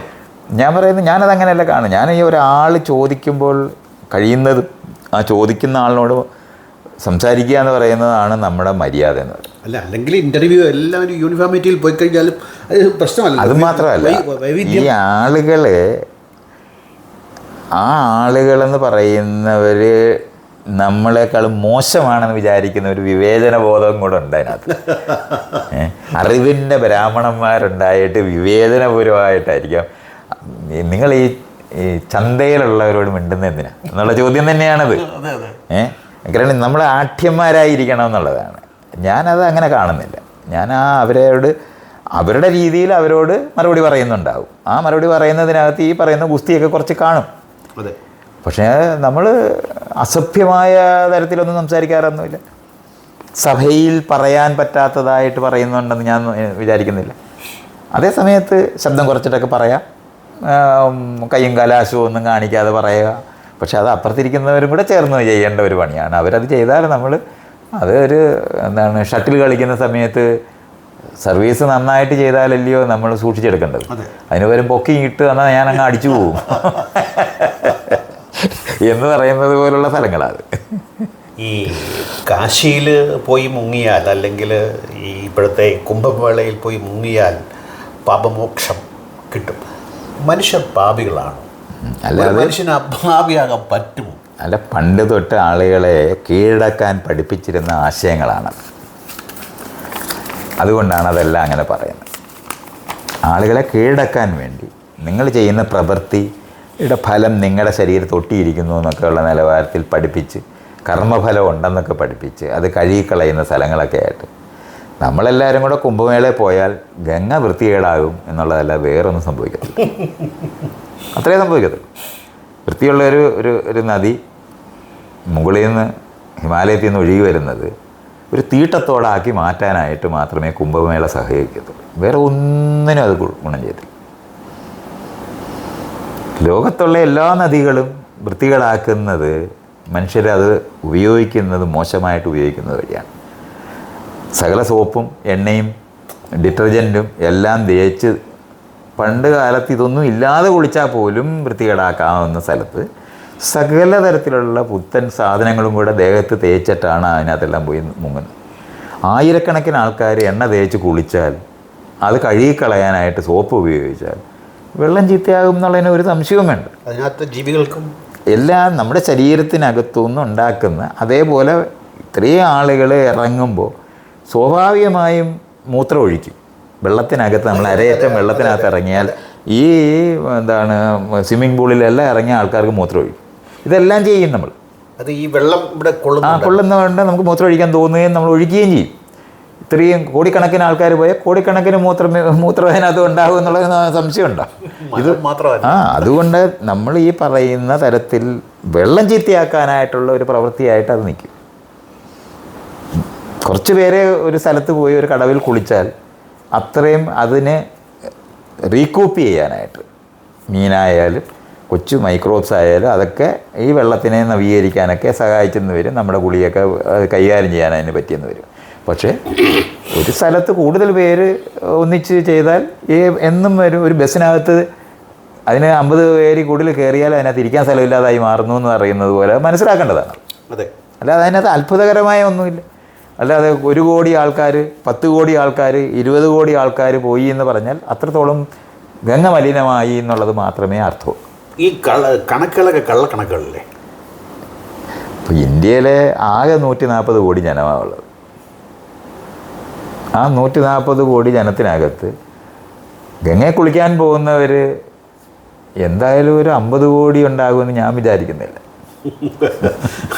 അതുകൊണ്ട് ഈ ബാക്കിയുള്ള ആൾക്കാരും ഒക്കെ ഉണ്ടല്ലോ അങ്ങോട്ട് പോകാത്തവർ, അവരെ എല്ലാം ഒഴിവാക്കിയാൽ പോലും 50 കോടി ജനം ഉണ്ടാകത്തില്ല, 30 കോടി ജനം ഉണ്ടാകത്തില്ല. അത് കഴിഞ്ഞിട്ട് ഇവിടുത്തെ വാഹനം, ട്രെയിനും ബസ്സും ഒക്കെ പിടിച്ച് തന്നെ പോകണമല്ലോ. അതും എല്ലാം കൂടെ നമ്മൾ കണക്ക് കൂട്ടി എടുത്താൽ തന്നെ ഒരു 10 കോടി ജനത്തിനപ്പുറത്തോട്ട് എത്തിച്ചേരാനുള്ള ഒരു സാധ്യതയും ഞാൻ കാണുന്നില്ല. ബാക്കി പിന്നെ എക്സാജറേഷൻ മാത്രമാണ്. അത് ഇത്രയും പ്രചാരണം നടത്തുന്നതുകൊണ്ട് തന്നെയാണ് അതുണ്ടാകുന്നത്. അതൊക്കെ ഇപ്പോൾ സ്വല്പം ഒരു പോയിന്റിൽ നിന്ന് എത്ര ഒരു ജാഥ യാത്ര ചെയ്യുന്നു എന്നൊക്കെ പറയുന്ന പോലെ കണക്കൊക്കെ എടുക്കാവുന്നതാണ്. അതൊന്നും ചെയ്യാതെ ചുമ്മാതെ അങ്ങ് പ്രചരിപ്പിക്കുന്ന വഴി ഉണ്ടാകുന്ന നമ്പറുകൾ മാത്രമാണ്. പക്ഷേ ഇത്രയും നമ്പർ കൂട്ടുമ്പോൾ ഞാൻ ആലോചിക്കുന്ന കാര്യം, ഈ വന്നു കൂടുന്ന ആളുകളുടെ സിവിൽ ബോധം, അവരുടെ പെരുമാറ്റം, അവർ ഉപയോഗിക്കുന്ന യാത്രാ വണ്ടികളോട് അവർ കാണിക്കുന്ന ദേഷ്യം, ഈർഷ്യ, എന്ത് തരം മനുഷ്യരാണ് ഇവർ? അല്ല, അവർ മാത്രമല്ല, ഞാൻ പറഞ്ഞില്ലേ, തിരക്കുള്ള ഒരു സ്ഥലത്ത് ആളുകൾ പരസ്പരം മോശമായിട്ട് പെരുമാറും എന്നുള്ളതിന് ആരോടും ചോദിക്കേണ്ട കാര്യമില്ല. തിരക്കങ്ങനെ പ്രശ്നമാണ്. നമ്മൾക്ക് സ്പേസ് വേണം. നമ്മൾ രണ്ടുപേരും കൂടെ, ഞാനിപ്പോൾ അങ്ങോട്ടും ചേർന്ന് നിങ്ങളുടെ അടുത്ത് ഇരിക്കുകയാണെന്നുണ്ടെങ്കിൽ നിങ്ങൾക്ക് എന്നോട് ദേഷ്യം വരും. എന്നാൽ നമ്മുടെ സ്പേസ് കുറയുന്നു എന്നുള്ളതാണ്. ഏത് തിരക്കിനകത്തും ആളുകൾ ആ സ്പേസ് കിട്ടുന്നില്ലെന്നുണ്ടെങ്കിൽ അത്തരം ഒരു സാഹചര്യത്തിൽ ഞാനും അതുപോലെ പെരുമാറുമെന്നാണ്. അങ്ങനെ തന്നെ നമ്മൾ പെരുമാറും. ബസ്സിനകത്ത് കയറി നിൽക്കുമ്പോൾ ഒരു 2-3 തവണ കാലെ ചവിട്ടി കഴിഞ്ഞാൽ നമ്മൾ കാലെ ചവിട്ടി എന്നൊക്കെ പറയുന്നുണ്ടാവും. പക്ഷെ പിന്നെയും ചവിട്ട് കിട്ടിയാൽ നമ്മളങ്ങനെ ഇരിക്കാനൊന്നും നോക്കത്തില്ല. അത് ഒരു ഉറുമ്പിനോട് മര്യാദയ്ക്ക് പെരുമാറുന്നതൊക്കെ പറ്റും, 2 ഉറുമ്പിനോട് മര്യാദയ്ക്ക്. പക്ഷേ താടിക്ക് മുഴുവനും കൂടെ കയറിയ പണ്ട് സന്യാസിയുടെ കഥയില്ലേ, ഒരു ഉറുമ്പ് താടിക്ക് കയറിയപ്പോൾ അതിനെ കൂട്ടി വിടാനായിട്ട് ഇയാൾ താടി കൊണ്ടുവന്നിട്ട് ഇങ്ങനെ ഉറുമ്പിൻ കൂട്ടിലോട്ട് വെച്ച് എല്ലാവർക്കും കൂടി ഇങ്ങോട്ടേക്ക് കയറി. അപ്പോൾ പിന്നെ ഇങ്ങനെ തിരിഞ്ഞ് എന്ന് പറയുന്നത് പോലെയാണ്. എത്ര മര്യാദയുള്ളവനും അത്തരം സന്ദർഭത്തിനകത്ത് അങ്ങനെ പെരുമാറാൻ പറ്റത്തില്ല. ഈ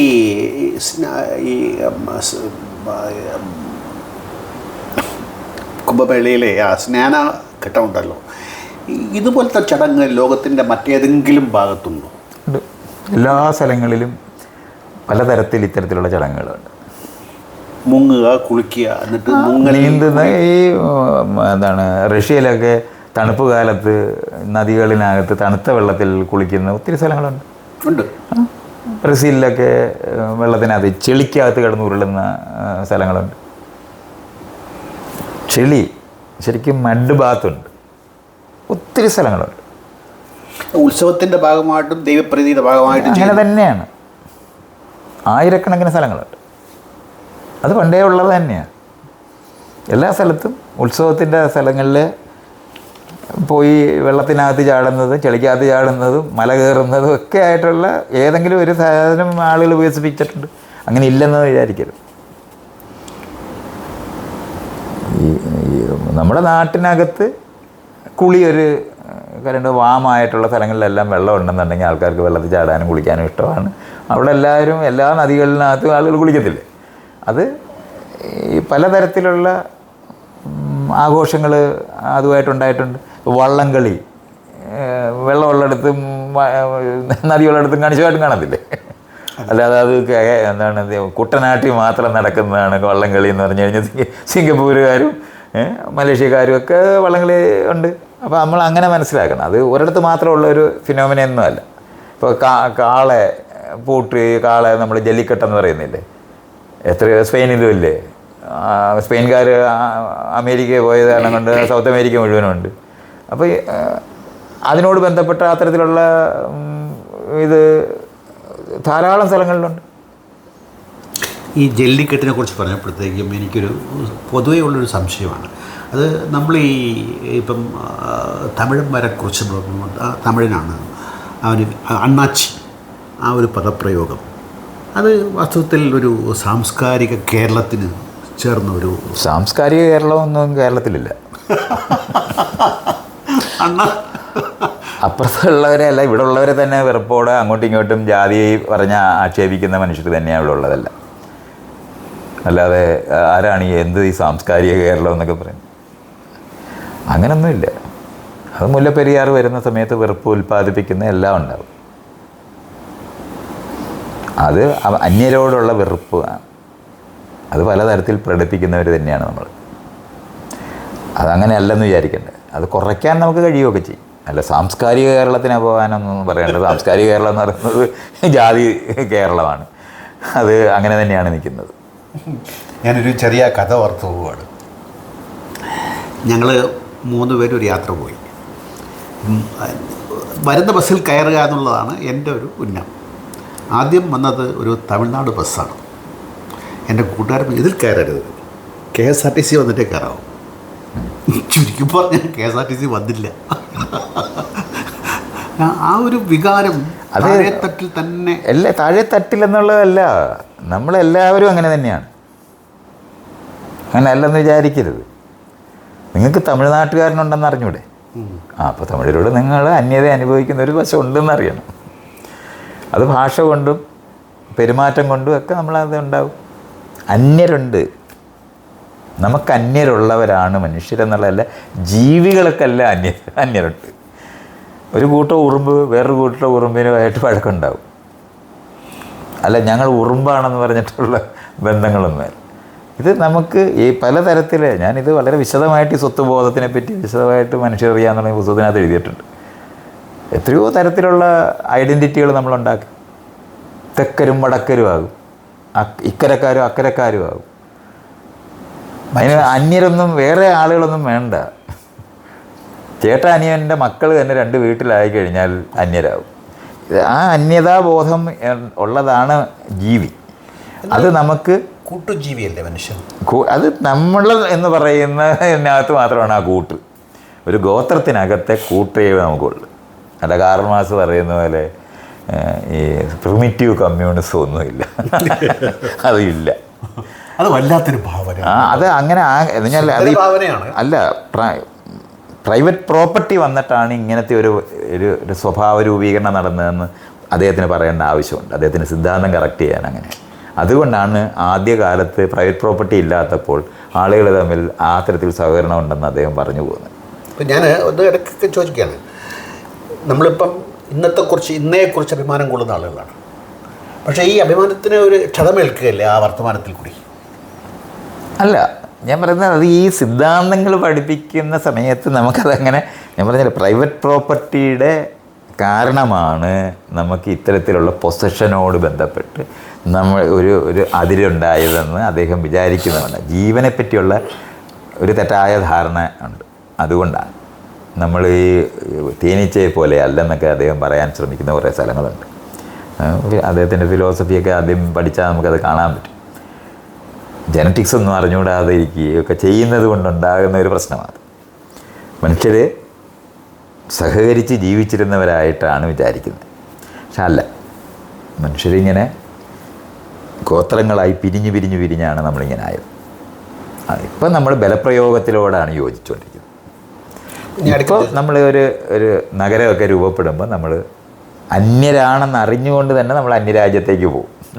അവിടെ പോയി നമ്മുടെ ഐഡൻറ്റിറ്റി അവിടെ നിലനിർത്തിക്കൊണ്ട് ചെറിയ ചെറിയ പോക്കറ്റുകൾ ഉണ്ടാക്കി നഗരങ്ങളിനകത്ത് കൊച്ചു ഗ്രൂപ്പുകളും സ്ട്രീറ്റുകളും ഉണ്ടാക്കിയാണ് ഇന്ന് മനുഷ്യർ ഒന്നിക്കുന്നത്.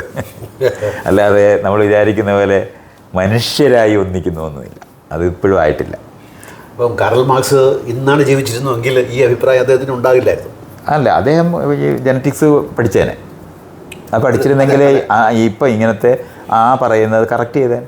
അത് നമുക്ക് ഇത്തരത്തിലുള്ള ആദ്യകാലത്ത് സൂക്ഷ്മമായിട്ട് ഈ വിഷയങ്ങളെപ്പറ്റി ചിന്തിച്ചിരുന്നവർക്ക് കിട്ടേണ്ടതായ ഇൻഫർമേഷൻസ് കിട്ടിയിട്ടില്ലെന്നുണ്ടെങ്കിൽ അത്തരത്തിലുള്ള നിലപാടുകളിലേക്ക് എത്തിപ്പോവും. നമ്മളിപ്പോൾ എടുക്കുന്ന നിലപാടുകളിനകത്ത് ഈ പ്രശ്നങ്ങളുണ്ടാകാം. അത് നമ്മൾ ഇന്ന് അറിയണമെന്നില്ല. സൂക്ഷ്മമായ പലതരത്തിലുള്ള കാര്യങ്ങളെ പറ്റിയുള്ള അറിവില്ലായ്മ നമുക്കുണ്ടാകും. പക്ഷെ അതിപ്പം നമുക്ക് കാണാൻ കഴിയില്ല. അത് ഇനി വരുന്ന തലമുറയ്ക്ക് മാത്രമേ നമ്മൾ രണ്ടുപേരും കൂടി ഇപ്പോൾ ഇരുന്ന് സംസാരിക്കുന്നതിനകത്ത് പോരായ്മകൾ, അറിവിൽ ഉണ്ടാകുന്ന പോരായ്മകൾ അവർ കാണും. അത് ആ കാലത്ത് നമുക്ക് കാണാൻ പറ്റില്ല. അതുകൊണ്ട് അങ്ങനെ അതിനെ മനസ്സിലാക്കിയാൽ മതി. ഇന്നവർ ജീവിച്ചിരിക്കുന്നെങ്കിൽ നമ്മളെപ്പോലെ തന്നെ ചിന്തിക്കുമായിരുന്നു എന്നാണ്. കാരണം സത്യസന്ധരായ ആൾക്കാരാണ് അവർ. ഇത്തരത്തിലുള്ള ലോകത്തിനെപ്പറ്റി അങ്ങനെ മനസ്സിലാക്കി മനുഷ്യരുടെ ഒരുമയെപ്പറ്റി ഒന്നിച്ചു വരണമെന്ന് ആഗ്രഹിച്ചിട്ടുള്ള പറഞ്ഞിട്ടുള്ള ആൾക്കാരൊക്കെ, അത് ബുദ്ധനൊക്കെ ആയാലും ഒക്കെ ഇത്തരത്തിലുള്ളൊരു ഏരിയ നമുക്ക് കാണേണ്ടി വരും. പക്ഷേ ആ ചരിത്ര പഠനത്തിനകത്ത് അവരങ്ങനെ പറയുമ്പോൾ പോലും അത് ചരിത്ര നിഷേധമല്ലേ? അത് ചരിത്രം നിങ്ങൾക്കറിയുന്ന അറിവുകൾ നിങ്ങൾക്കില്ല, അത് അവർക്കില്ല. അല്ലെങ്കിൽ എന്ത് ചരിത്രമാണ് നമ്മളുണ്ടാക്കുന്ന ചരിത്രമല്ലാതെ ലോകത്തൊരു ചരിത്രവും ഇല്ല.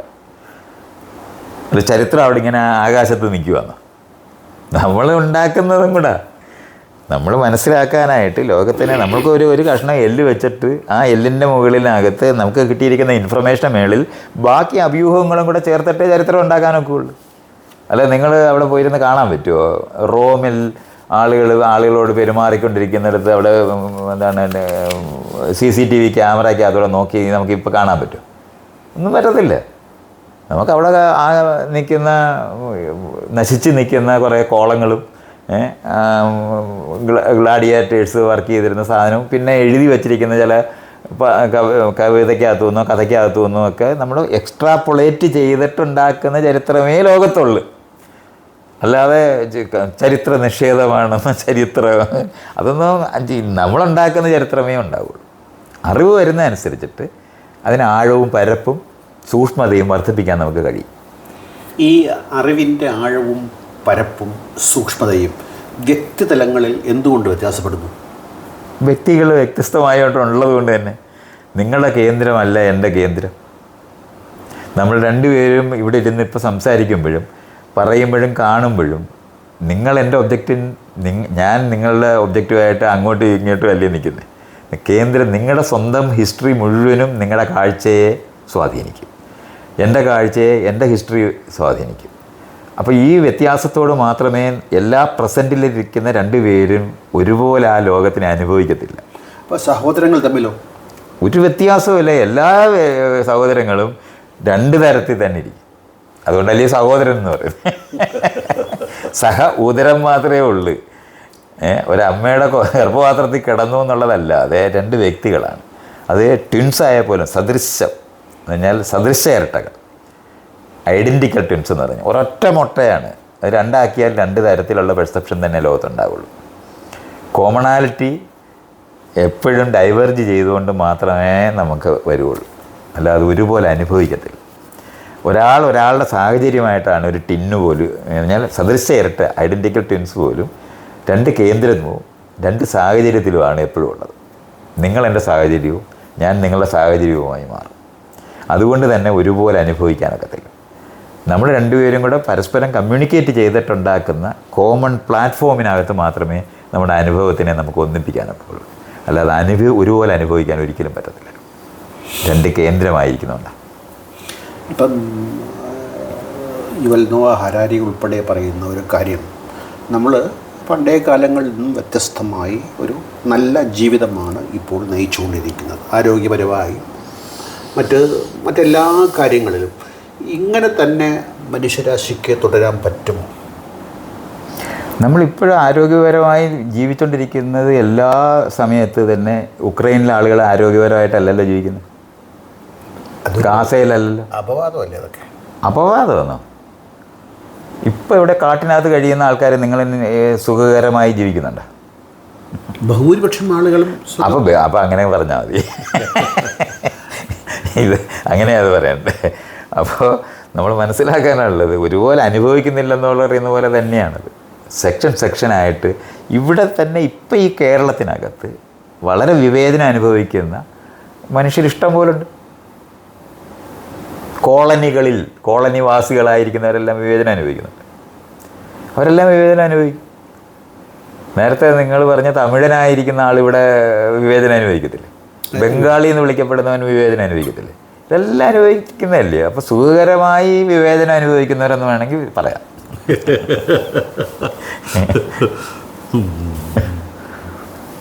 ഇപ്പം ഞാനിത് ചോദിക്കാൻ കാരണം നമ്മൾ രണ്ടുപേരും യോജിക്കുന്ന ഒരു മേഖലയാണ്. പഴയതിനേക്കാളും മെച്ചപ്പെട്ട ഒരു ജീവിത രീതിയും ഒരു കാലഘട്ടത്തിൽ തന്നെയാണ് നമ്മൾ ജീവിക്കുന്നത്.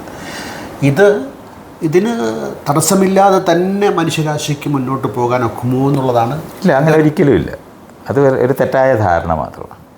താരതമ്യേന അത് നിങ്ങൾക്കൊരു 20 വയസ്സ് തൊട്ട് 50 വയസ്സ് വരെ വലിയ രോഗങ്ങളൊന്നും ഇല്ലാതിരിക്കുന്ന കാരണം കൊണ്ട് നിങ്ങൾക്ക് രോഗം വരത്തില്ലെന്ന് തെറ്റിദ്ധരിക്കുന്നതല്ല.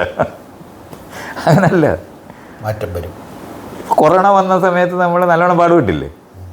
പുറത്തിറങ്ങാൻ പറ്റാതെ ഇരുന്ന് പോയില്ലേ? ഇത് നമ്മൾ ആരെങ്കിലും പ്രതീക്ഷിച്ചാണ്? അങ്ങനെ വെച്ചടി മുന്നേറ്റം എന്ന് പണ്ട് പറയുന്ന പോലെ ഒരിക്കലും അല്ല. അത് നമ്മൾ വേറൊരു സ്ഥലത്തു നിന്ന് നോക്കുമ്പോൾ പല മുന്നേറ്റങ്ങളും ഭയങ്കര ദ്രോഹങ്ങളായിട്ടും മാറും. അങ്ങനെയൊക്കെ സംഭവിക്കും. നമ്മൾ വിചാരിക്കുന്ന പോലെയല്ല. അങ്ങനെ എന്തോ ഒരു കൃത്യമായ കറക്റ്റായിട്ട് കാര്യങ്ങൾ മുന്നോട്ട് പോയിക്കൊണ്ടിരിക്കാൻ പ്രോഗ്രസ് എന്ന് പറഞ്ഞാൽ ഇതൊക്കെയാണ് കാർൽ മാർക്സുമായിട്ടൊക്കെ നമ്മൾ പിരിയുന്ന സ്ഥലങ്ങളാണ്. പ്രോഗ്രസ് എന്ന് പറയുന്ന ഒരു സാധനത്തെ കൺസെപ്റ്റിനകത്ത് വെച്ചുകൊണ്ട് നമ്മൾ ഈ പറയുമ്പോൾ അത് എപ്പോഴും ഗുണപരമായി മാത്രമാണ് ലോകം മാറിക്കൊണ്ടിരിക്കുന്നതെന്ന് തെറ്റിദ്ധരിക്കരുത്. നമ്മളിപ്പോൾ ഇങ്ങനെ ജീവിച്ചിട്ട് നമ്മുടെ ഈ ക്ലൈമറ്റ് തന്നെ ഭയങ്കരമായിട്ട് മാറിക്കൊണ്ടിരിക്കുകയല്ലേ. അതിൻ്റെ മുഴുവൻ ദുരിതങ്ങൾ നമ്മൾ അനുഭവിക്കുന്ന സ്ഥലത്തേക്ക് പോയെന്ന് വരും. വലിയ കൊടുങ്കാറ്റുകൾ വന്നെന്ന് വരും. ഉൽക്ക വന്ന് തലയിൽ വീണെന്ന് വരും. ഇതൊക്കെ ഒരു എക്സ്റ്റിങ്ഷൻ മുഴുവൻ പേര് നമ്മളെല്ലാം എല്ലാ ജീവികളും ചത്തുപോകാനുള്ള സാധ്യതയുണ്ട്. ഇതൊക്കെ ഉള്ള സ്ഥലങ്ങളിൽ തന്നെയാണ്.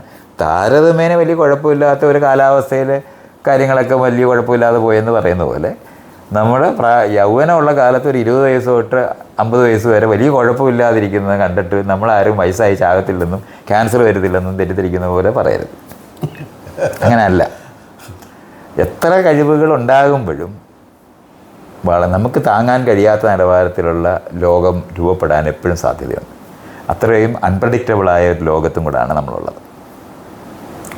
ഒരു ഉൽക്ക വന്നിടിക്കത്തില്ല എന്ന് തീരുമാനിക്കാനൊന്നും ഒക്കത്തില്ല. അത് ഇടിച്ചു കഴിഞ്ഞാൽ നമ്മളെപ്പോലുള്ള ജീവികളൊന്നും സർവൈവ് ചെയ്യണമെന്ന് നിർബന്ധമേ ഇല്ല. എപ്പോഴും മുന്നേറി നമ്മളെല്ലാവരും കൂടെ എന്തോ ഭയങ്കര സംഭവത്തിൽ എത്തിച്ചേരുമെന്ന് വിചാരിക്കുന്നത് വലിയ മാറ്റങ്ങളൊന്നും സംഭവിച്ചിട്ടില്ലെന്നുണ്ടെങ്കിൽ അതിന് സാധ്യതയുണ്ട്. അല്ലാതെ 1000 വർഷം കഴിഞ്ഞ് നമ്മൾ മനുഷ്യരെ ഭയങ്കര സാങ്കേതിക വിദ്യയിൽ വളരെ വികസിച്ചങ്ങ് എന്തെങ്കിലും ആയിത്തീരാനുള്ള സാധ്യത ഇല്ല എന്ന് പറയുന്നത് പോലെ തന്നെ ഉണ്ട് എന്ന് പറയുന്നത് ഒരുപോലെ സാധ്യമാണ്. എന്തെങ്കിലും വലിയ നമുക്ക് നിയന്ത്രിക്കാൻ കഴിയാത്ത നിലവാരത്തിലുള്ള ഒരു വലിയ കാറ്റാസ്ട്രോഫി വന്ന് നമ്മളെല്ലാവരും ഇല്ലാതായി പോകാനും സാധ്യതയുണ്ട്. അതേ സമയത്ത് അത്തരത്തിലുള്ള കാറ്റാസ്ട്രോഫി ഒന്നും വരാതെ ഇരിക്കുന്ന ഒരു കാലഘട്ടമാണ് മുന്നോട്ടുള്ളതെങ്കിൽ നമ്മൾ ഈ പറയുന്ന സാങ്കേതിക വിദ്യയിലൊക്കെ ഭയങ്കരമായിട്ട് വികസിച്ച് ആൾക്കാർ സയൻസ് ഫിക്ഷൻ എഴുതുന്ന പോലെയൊക്കെ ഉള്ള ലോകത്തൊക്കെ നമ്മൾ ജീവിച്ചൊന്നും വരാം. ഇത് കേൾക്കുമ്പോൾ വിശ്വാസികൾക്ക് വലിയ സന്തോഷമായിരിക്കും. വിശ്വാസികൾക്ക് എന്താണ്? വിശ്വാസികൾ എല്ലാ ദിവസവും ഈ ദൈവത്തിനെ പ്രാർത്ഥിച്ചിട്ട് ചാകുന്നവരല്ലേ. അവർക്ക് എന്താണ്? എല്ലാ ദിവസവും ലോകം അവസാനിച്ചുകൊണ്ടിരിക്കുന്നവരല്ലേ. നമ്മൾ ഓരോ ആളുകളുടെയും ലോകം അവരവരുടെ മരണത്തിനകത്ത് ലോകം അവസാനിക്കും. അതുകൊണ്ട് ലോകാവസാനം ഉണ്ടോ എന്ന് ചോദിച്ചാൽ എല്ലാ മനുഷ്യർക്കും എന്നും ഉണ്ട്. അതുകൊണ്ട് അതൊക്കെ അവിശ്വാസി പ്രശ്നമൊന്നുമില്ല. ഈ മരണത്തെക്കുറിച്ച് പറഞ്ഞപ്പോഴേ ഞാനിപ്പോൾ പറഞ്ഞല്ലോ എൻ്റെ ഒരു മാനസികാവസ്ഥയ്ക്ക് ചെറിയ തകരാറുണ്ടായി എന്നും ചികിത്സ തേടിയെന്നും പറഞ്ഞല്ലോ. അപ്പോൾ എന്നിൽ ബാധിച്ച ഒരു ഗുരുതരമായ പ്രശ്നം വെച്ചാൽ ഞാൻ ആലോചിക്കുന്നത് എനിക്കെന്തെങ്കിലും മാരകമായ രോഗം ഉണ്ടായിക്കഴിഞ്ഞാൽ ജീവിതം അവസാനിപ്പിക്കണം. ആ ധാരണ ഇപ്പോഴും എനിക്കുണ്ട്. പക്ഷെ അങ്ങനെ ധാരണ ഉള്ളപ്പോഴും എനിക്കൊരു അസുഖം വന്നപ്പോൾ ഒരു മരണഭയം എന്നെ പിടികൂടുന്നുണ്ട്. അതങ്ങനെ തന്നെയാണ്. ജീവിച്ചിരിക്കാനാണ് ശരീരം എപ്പോഴും ശ്രമിക്കുന്നത്, മരിക്കാനല്ല. ജീവൻ്റെ ലക്ഷണമെന്ന് പറഞ്ഞാൽ കഴിയുന്നതും ഏറ്റവും ഹോസ്റ്റൈലായിട്ടുള്ളൊരു ലോകത്താണ് ജീവൻ ഉണ്ടായത്. ജീവിച്ചിരിക്കാനായിട്ട് വേണ്ടിയാണ് അത് പരമാവധി ശ്രമിക്കുന്നത്. എത്ര നമ്മൾ മനസ്സിലാക്കുമ്പോഴും മരണവും ഉറക്കം പോലെ നമുക്ക് അത്രയേ ഉള്ളൂ. നമ്മൾ ഉറങ്ങുന്ന സമയത്ത് നമ്മളുണ്ടെന്ന് അറിഞ്ഞുകൂടാ. അതിനപ്പുറത്തോട്ട് അനുഭവങ്ങളില്ലാത്ത ഒരു ലോകമാണ് മരണം. അറിയാനില്ല, അനുഭവം ഉണ്ടെന്ന് അറിയാനില്ലാത്ത ലോകമാണ് മരണം. അപ്പോൾ അതുകൊണ്ട് പ്രത്യേകിച്ചൊന്നും സംഭവിക്കുന്നില്ല. പക്ഷെ നമുക്ക് അനുഭവം നഷ്ടപ്പെട്ടു പോകുന്നുള്ളത് കൊണ്ടാണ് നമ്മൾ അത് വിഷമിക്കുന്നത്. അപ്പം അനുഭവം നിലനിർത്താനും തുടരാനുമാണ് ജീവൻ എപ്പോഴും ശ്രമിക്കുന്നതുകൊണ്ടാണ് മരണത്തിനെ നമ്മൾ അകറ്റുന്നത്. ഇപ്പം എനിക്കൊരു രോഗം വന്നു. ആ രോഗത്തിൽ എൻ്റെ നിലവാരം നഷ്ടപ്പെട്ടു. അപ്പം ഞാൻ മരണത്തെ അറിയുന്നില്ല, ലോകം അറിയുന്നില്ല, ഓക്കെ. പക്ഷേ എനിക്ക് മസ്തിഷ്കം നന്നായി പ്രവർത്തിക്കുകയും ക്യാൻസർ പോലെ രോഗം വന്ന് വേദന അനുഭവിക്കുകയും ചെയ്യേണ്ടി വരുന്നൊരു ഘട്ടത്തിൽ ഞാൻ മരിക്കാൻ തയ്യാറാകുമോ, ജീവിക്കാൻ തയ്യാറാകുമോ? നമുക്ക് ജീവിതത്തിനെ പറ്റി നന്നായി ധാരണയുള്ള ഒരാൾക്ക് ഇത് ഈ 1 വർഷം കൂടെ നമ്മൾ ജീവിക്കത്തുള്ളൂ എന്ന് തിരിച്ചറിഞ്ഞ് വേദനാജനകമായി ജീവിക്കേണ്ട ആവശ്യമില്ല എന്ന് തീരുമാനിക്കുകയൊക്കെ ചെയ്യും.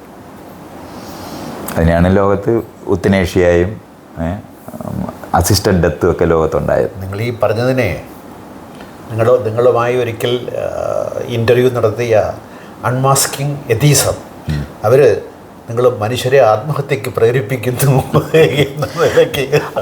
ദൈവത്തിൽ വിശ്വസിക്കുന്നവനെ പോലെ ആത്മഹത്യാ പ്രവണതയുള്ള ആരെങ്കിലും ഉണ്ട്? ജീവിക്കാനേ പറ്റത്തില്ല, അവയവം അന്വേഷിച്ച് നടക്കുന്നവരല്ലേ. അവന്മാർ മുഴുവനും ആത്മഹത്യാ പ്രവണതയുള്ളതല്ലേ. ദൈവത്തിൽ എത്തിച്ചേരാൻ, കാരണം ജീവിക്കാനല്ലല്ലോ. ഞാനങ്ങനല്ല. അനാവശ്യമായ വേദന അനുഭവിച്ച് ജീവിക്കേണ്ട കാര്യമില്ലെന്നുള്ള തിരിച്ചറിവുള്ള ആളാണ്. വളരെ ശരിയാണത്. ജീവൻ തുടരുന്നത് മക്കളിലൂടെ. നമ്മളെപ്പോലുള്ള ജീവികൾക്ക് മക്കളെ ഉണ്ടാക്കിയാണ്. താങ്കൾ അങ്ങനെ പറയുമ്പോൾ ഞാനതിനെ ഒന്നും പ്രാവശ്യം ആലോചിച്ചിട്ടുണ്ട്. ഈ മക്കൾ എന്ന് പറയുമ്പോൾ മറ്റൊരു മസ്തിഷ്കമല്ലേ അത്? മസ്തിഷ്കമല്ലല്ലോ നിങ്ങളത് ഒരു പഴയ യുക്തിവാദികളുടെ ബോധം കൊണ്ടാണ് ഈ മസ്തിഷ്കമാണ് നമ്മളെന്ന് വിചാരിക്കുന്നത്. നമ്മളൊരു സിസ്റ്റമാണ്. ധാരാളം ശരീരത്തിൻ്റെ മറ്റുള്ള ഒത്തിരി കാര്യങ്ങളും കൂടി ചേർന്നിട്ടാണ്, അല്ലെങ്കിൽ മസ്തിഷ്കമാണ് എല്ലാം തീരുമാനിക്കുന്നത്. തെറ്റിദ്ധരിക്കരുത്. ഇപ്പം ഞാൻ എന്നെ മാറ്റി നിർത്തി അങ്ങനെ ചിന്തിക്കാൻ പറ്റുമോ? നമ്മൾ മാറ്റി നിർത്താൻ പറ്റുന്നതാണ്. അതുകൊണ്ടാണ് മക്കളെ ഉണ്ടാക്കിയത്. അല്ലെങ്കിൽ നമ്മൾ മക്കളെ ഉണ്ടാക്കത്തില്ല. നിങ്ങളാണ് പ്രധാനമെങ്കിൽ നിങ്ങളെന്തിനാണ് മക്കളെ ഉണ്ടാക്കിയത്? എൻ്റെ ഒരു ലൈംഗിക ചോദന. നിങ്ങളുടെ ലൈംഗിക ചോദന എവിടുന്നാണ് വരുന്നത്? അത് നിങ്ങളുടെ വകയൊന്നുമല്ല. നിങ്ങളുടെ ശരീരം നിങ്ങളുടേതാണെന്ന് തെറ്റിദ്ധരിക്കുന്നതുകൊണ്ടാണ് ഇങ്ങനെ പറയുന്നത്. ശരീരത്തിൻ്റെ നമ്മളേ ഉള്ളു, അല്ല നമ്മുടെ ശരീരം ഇല്ല. നിങ്ങളുടെ തലയല്ല നിങ്ങൾ. ഒരു വലിയ സിസ്റ്റമാണ്. അതൊക്കെ മണ്ടന്മാർ പറഞ്ഞതാ. അത് നമ്മളെടുക്കണം. അങ്ങനെ തന്നെയാണ്. അത് ലോകത്തിന് ജീവനെ പറ്റിയുള്ള അറിവില്ലാത്ത കാലത്ത് നമ്മുടെ ഈ ചിന്തിക്കുന്ന സ്ഥലം മാത്രമേ ഉള്ളതെന്ന് വിചാരിക്കുന്നതുകൊണ്ടാണ്. യുവൽ നവ ഹരാരി പറഞ്ഞാലും വിവരക്കേടാണ്. എനിക്ക് പറഞ്ഞാൽ അതങ്ങനെ പറയുന്നത് വഴിയൊന്നും നമ്മൾ അങ്ങനെ അവരെ ഒന്നും നമ്മൾ പേടിക്കേണ്ട ഒരു ആവശ്യം നമുക്കില്ല. നമ്മൾ മനസ്സിലാക്കാനുള്ളത് നമ്മളൊരു വലിയ സിസ്റ്റമാണ്. ആ സിസ്റ്റത്തിനകത്ത് പലതരത്തിൽ ജീവൻ തുടരാൻ ശ്രമിക്കുന്നതിനകത്തെ ഒരു വിഭാഗം മാത്രമാണ് മനുഷ്യൻ. അല്ലാതെ നമ്മൾ അത്ര പ്രധാനപ്പെട്ടവരും ഒന്നുമല്ല. അതങ്ങനെ വിചാരിക്കുന്നതുകൊണ്ടൊക്കെ പറയുന്നതാണ്. ബ്രെയിൻ എന്ന് പറയുന്ന സാധനം മൊബിലിറ്റിയായിട്ട് ബന്ധപ്പെട്ട് കേന്ദ്രം ഉണ്ടായി നിൽക്കുന്നതുകൊണ്ട് മാത്രമാണ് ബ്രെയിനാകുന്നത്. ഒരു മരത്തിന് ബ്രെയിൻ എവിടെ ഉള്ളത്? കാരണം അതിന് വേരിറങ്ങി നിൽക്കുന്നതുകൊണ്ടാണ് ബ്രെയിൻ ആവശ്യമില്ല. അതുകൊണ്ട് യു ആർ യുവർ ബ്രെയിൻ എന്നൊക്കെ പറഞ്ഞു കഴിഞ്ഞാൽ മനുഷ്യരുടെ കഥകളൊക്കെ പറയുന്നുണ്ട്, ജീവനുമായിട്ട് ബന്ധപ്പെട്ട് പറയുന്നതല്ല. അതുകൊണ്ട് അങ്ങനെയൊക്കെ പറയുകയല്ല. അത് ലോകത്തിനെ പറ്റിയുള്ള അത്ര അറിവില്ലാത്ത കാലത്തൊക്കെ പറഞ്ഞ വരികളൊക്കെ ഈ കാലത്ത് ഒരാൾ ആവർത്തിക്കുന്നുണ്ടെങ്കിൽ അയാൾ അധികം കാര്യങ്ങൾ നോക്കിയിട്ടില്ലെന്ന് മാത്രം മനസ്സിലാക്കിയാൽ മതി. അല്ലാതെ ഹരാരി ആയത് കാരണം കൊണ്ട് വിവരം വരും എന്ന് തെറ്റിദ്ധരിക്കുന്നു വേണ്ട. ഒരു ബാക്ടീരിയയ്ക്ക് അതിന് മൊബിലിറ്റി ഉണ്ടെങ്കിൽ ഒരു കേന്ദ്രം ഉണ്ടാവും. മൊബൈലാകേണ്ട കാര്യമില്ലെന്നുണ്ടെങ്കിൽ, എന്ന് പറഞ്ഞാൽ ചലനാത്മകമായിട്ടല്ലാതെ ഇരിക്കുന്ന ഒന്നിനും ഒരു കേന്ദ്രം ആവശ്യമില്ല. അതുകൊണ്ട് ബ്രെയിനാണ് വലിയ സംഭവം എന്ന് വിചാരിക്കുന്ന ഒരു മനുഷ്യൻ്റെ തെറ്റിദ്ധാരണ മാത്രമാണ് ജീവനെ പറ്റിയുള്ള അറിവില്ലായ്മ കൊണ്ട് പറയുന്നത്. അപ്പം ഞാൻ ഒരു ഹൈപ്പത്തറ്റിക്കലായിട്ടുള്ളൊരു ക്വസ്റ്റ്യൻ, ഈ ഇപ്പം എൻ്റെ ബ്രെയിൻ കേടുകൂടാതെ എന്താ പറയുക, വളരെ സാങ്കേതിക വിദ്യകൾ ഉപയോഗിച്ച് താങ്കളിലേക്ക് ട്രാൻസ്പ്ലേറ്റ് ചെയ്ത് കഴിഞ്ഞാൽ അങ്ങനെയൊന്നും ചെയ്യാനൊക്കത്തേയില്ല, പറ്റത്തേയില്ല.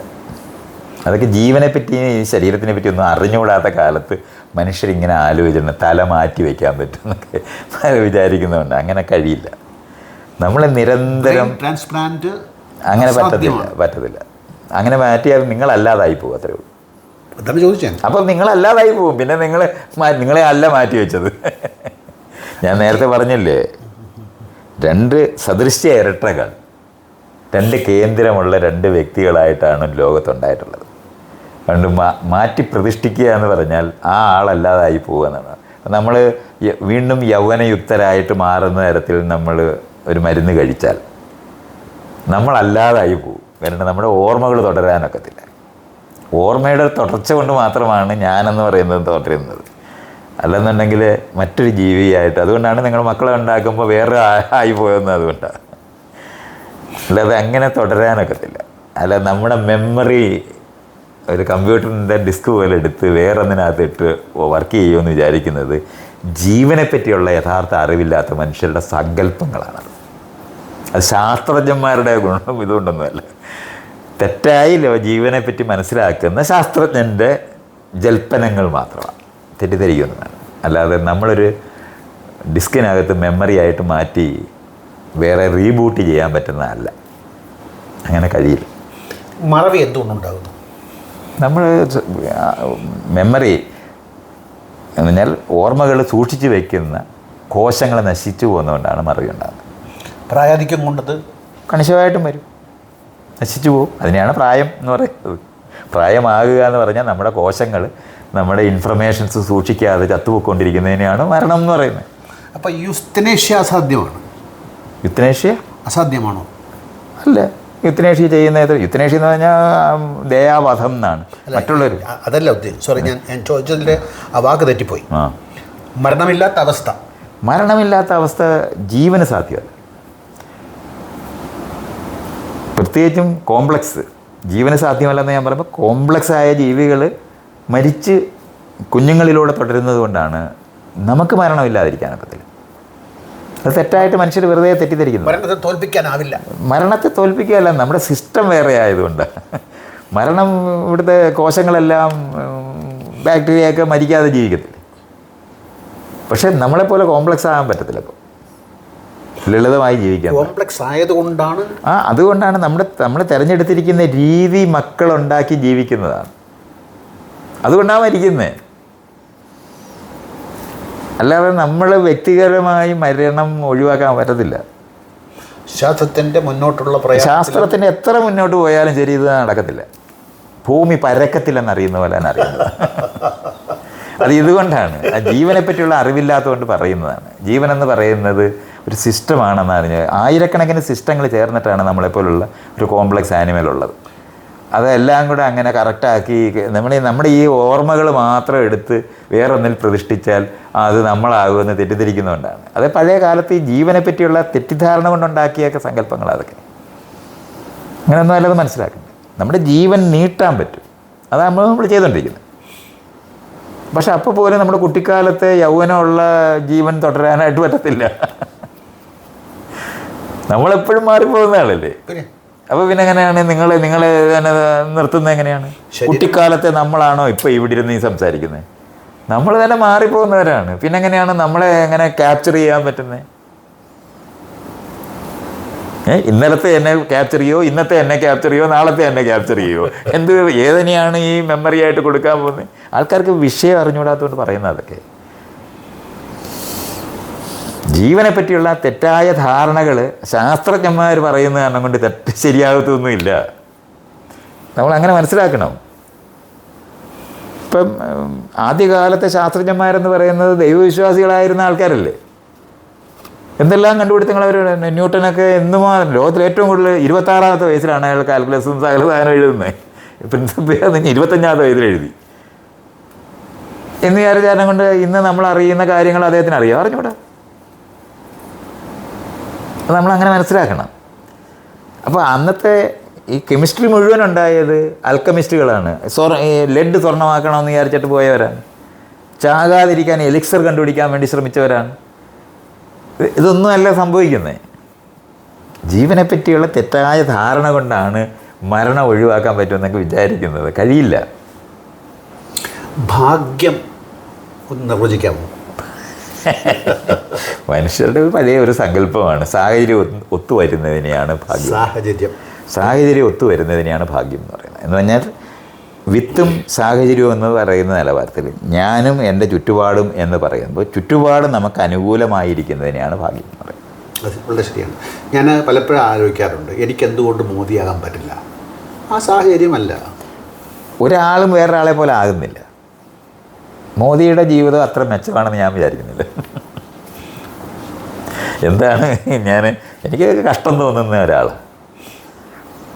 അയാൾ ജീവനോട് റോഡിൽ സുഖസൗകര്യങ്ങൾ നിങ്ങൾ ഈ കിടക്കുന്ന മെത്തയെ കവിഞ്ഞു കൂടുതലൊന്നും നിങ്ങൾക്ക് ഒരിക്കലും 1000 മുറിയുള്ള വെയിറ്റിനകത്ത് ഒരു മെത്തയിലേ കിടക്കാൻ പറ്റുള്ളൂ.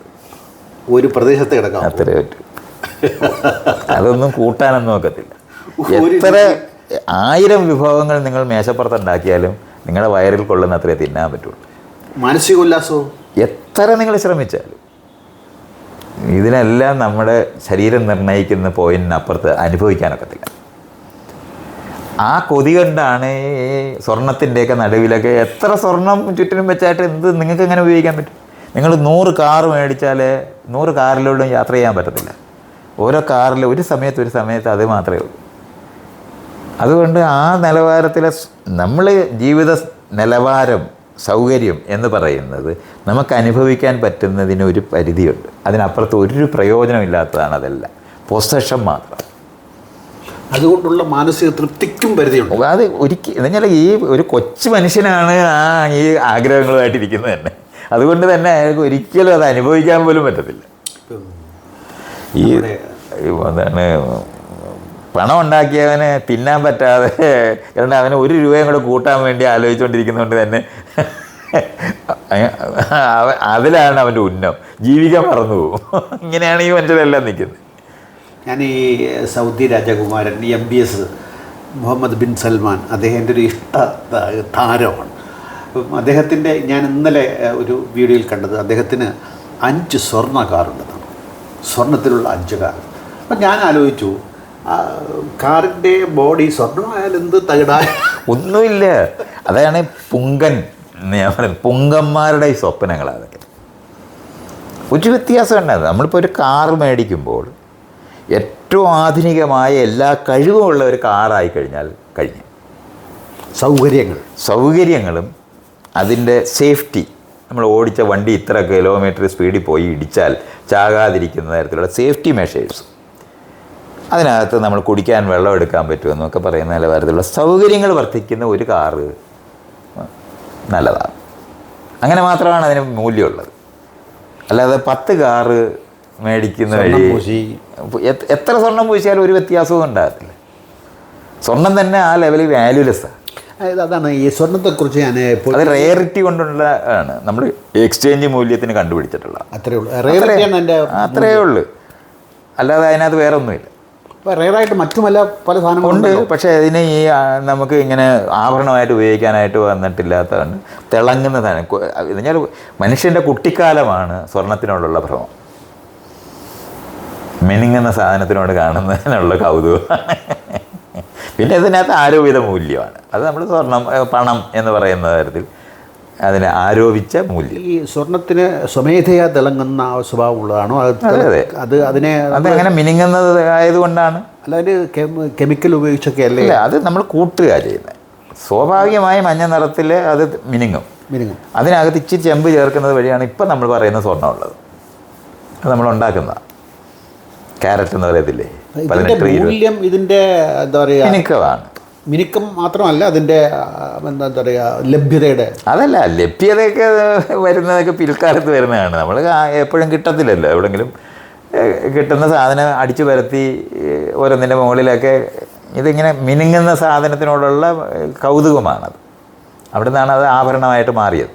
ഈ ചരിത്രത്തിൽ ഏത് ഘട്ടം തുടങ്ങിയ ഈ സ്വർണ്ണത്തോട് ഒരു 50,000 വർഷത്തിനൊക്കെ ആയിട്ടുണ്ട് നമ്മൾ മിനുങ്ങുന്ന സാധനം കണ്ടെത്തിയത്.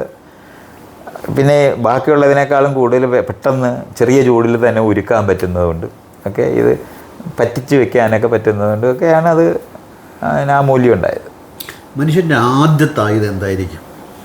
ആദ്യത്തെ ആയുധം അത് ആദ്യമായിട്ട് നമ്മൾ തടിയിൽ വെച്ചിട്ട് ഒരു കുന്തം ഉണ്ടാക്കുന്നതാണ് ആയുധമായിട്ട് മാറുന്നത്.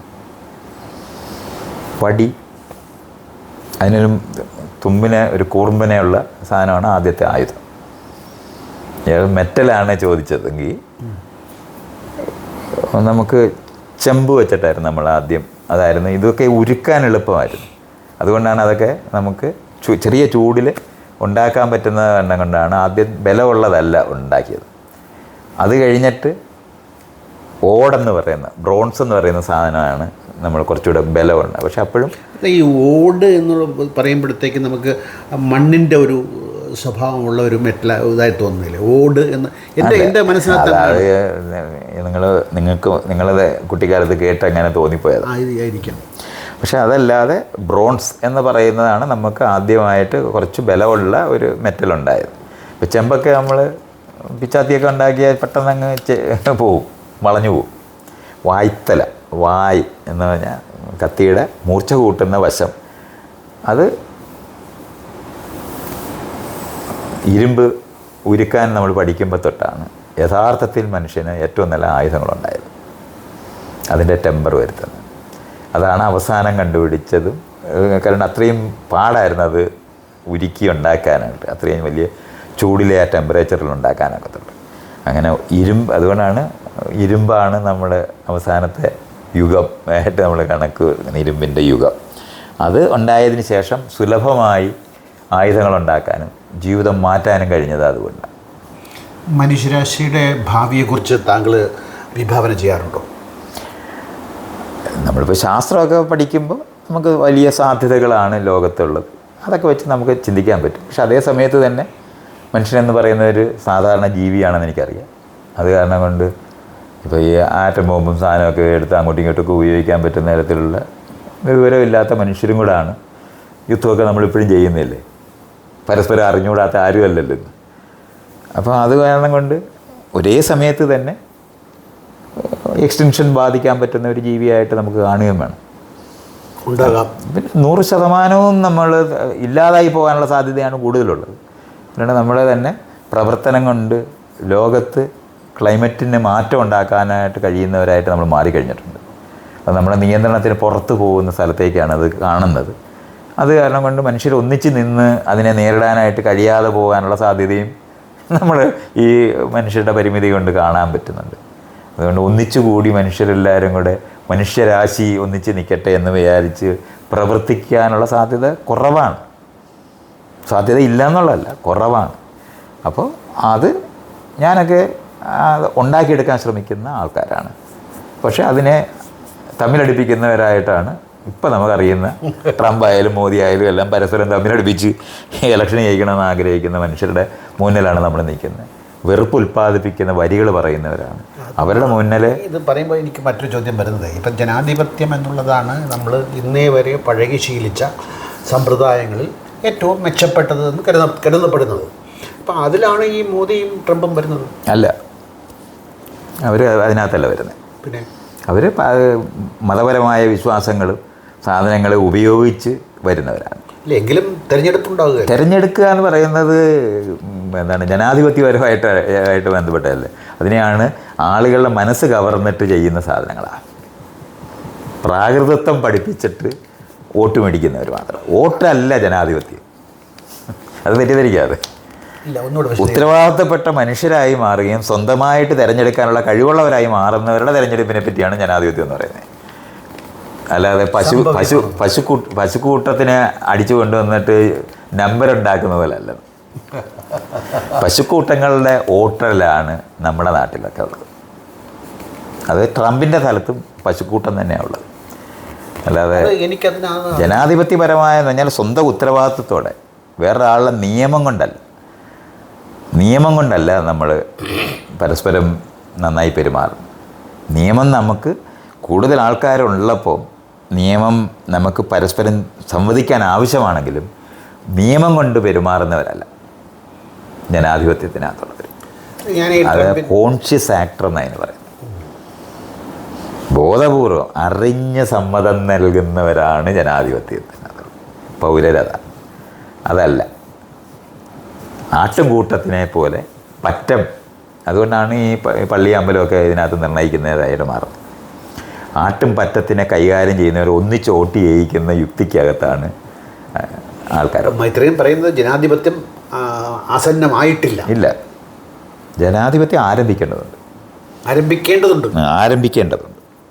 നമ്മൾ ആരംഭിച്ചിട്ടുമില്ല. ഇല്ല, കാരണം പൗരരുണ്ടായിട്ടില്ല. വോട്ട് ചെയ്യുന്നു എന്ന് പറഞ്ഞാൽ പൗരത്വം കൊണ്ടൊന്നുമല്ല, പറഞ്ഞാൽ അനുസരിക്കുന്നവരാണ് പോയി വോട്ട് ചെയ്യുന്നത്. വോട്ട് ചെയ്തില്ലെന്നുണ്ടെങ്കിൽ, അല്ലാതെ സ്വയം അറിഞ്ഞ് ചെയ്യുന്നവരാണെങ്കിൽ മുഴുവൻ പേരും വരും. പല ഘടകങ്ങളാലും സ്വാധീനിക്കപ്പെട്ടു. അതെ, അതുകൊണ്ടാണ് അങ്ങനത്തെ പൗരബോധമുള്ള മനുഷ്യരായിട്ടൊന്നും മാറിയിട്ടില്ല. ജനാധിപത്യം ആരംഭിക്കേണ്ടതുണ്ട്. അത് നമ്മൾ ക്ലാസ് റൂമിൽ പഠിപ്പിച്ചു തുടങ്ങിയിട്ടില്ല. ഭരണഘടന ഇതുവരെ ക്ലാസ് റൂമിൽ വായിച്ചിട്ടില്ല. അതുകൊണ്ടാണ് പൗരന്മാരുണ്ടായിട്ടില്ലെന്ന് ഞാനീ പറയുന്നത്. എനിക്ക് അതിനകത്ത് കൺഫ്യൂഷനൊന്നുമില്ല. പറഞ്ഞൊരു കാര്യം ഞാൻ ഇന്ന് എൻ്റെ ഒരു അനുഭവത്തിൽ കൂടി മനസ്സിലാക്കി. ഒരു സ്കൂളിൽ നിന്നൊരു കുട്ടി സൈക്കിളിൽ ട്രാഫിക് നിയമം ലംഘിച്ചുകൊണ്ട് തന്നെ എൻ്റെ മുമ്പിൽ ചാടി. അപ്പം സ്കൂളിൽ ട്രാഫിക് നിയമം പഠിപ്പിക്കേണ്ടതിൻ്റെ ആവശ്യം താങ്കൾ എപ്പോഴും പറയാറുണ്ട്. ഞാൻ പറഞ്ഞില്ല, അങ്ങനെ നമ്മൾ ഇതുവരെ സിവിലൈസ്ഡ് സൊസൈറ്റി ഉണ്ടാക്കിയെടുക്കാൻ, പൗരബോധമുള്ള മനുഷ്യരാക്കി മാറ്റുന്ന പണിയൊന്നും ചെയ്തിട്ടില്ല. അതെന്തുകൊണ്ടാണ് അങ്ങനെ? അത് എന്തുകൊണ്ടാണെന്ന് പറഞ്ഞാൽ എളുപ്പമാണ് ഈ പശുക്കളെ കൈകാര്യം ചെയ്യാനെന്ന് കണ്ടുപിടിച്ചത് കൊണ്ട്. മോദിക്കും എല്ലാവരും അതുകൊണ്ടാണ് മതവിശ്വാസം ഉപയോഗിച്ച് ആൾക്കാരെ കൈകാര്യം ചെയ്യാൻ പറ്റുമെന്ന് പഠിച്ച രാഷ്ട്രീയ പാർട്ടികളെ ഉള്ളു. അല്ല, പൗരബോധ നിർമ്മാണത്തിന് മുൻകൈ എടുക്കുന്നവരല്ല. ഭരണമാണ് നടന്നുകൊണ്ടിരിക്കുന്നത്.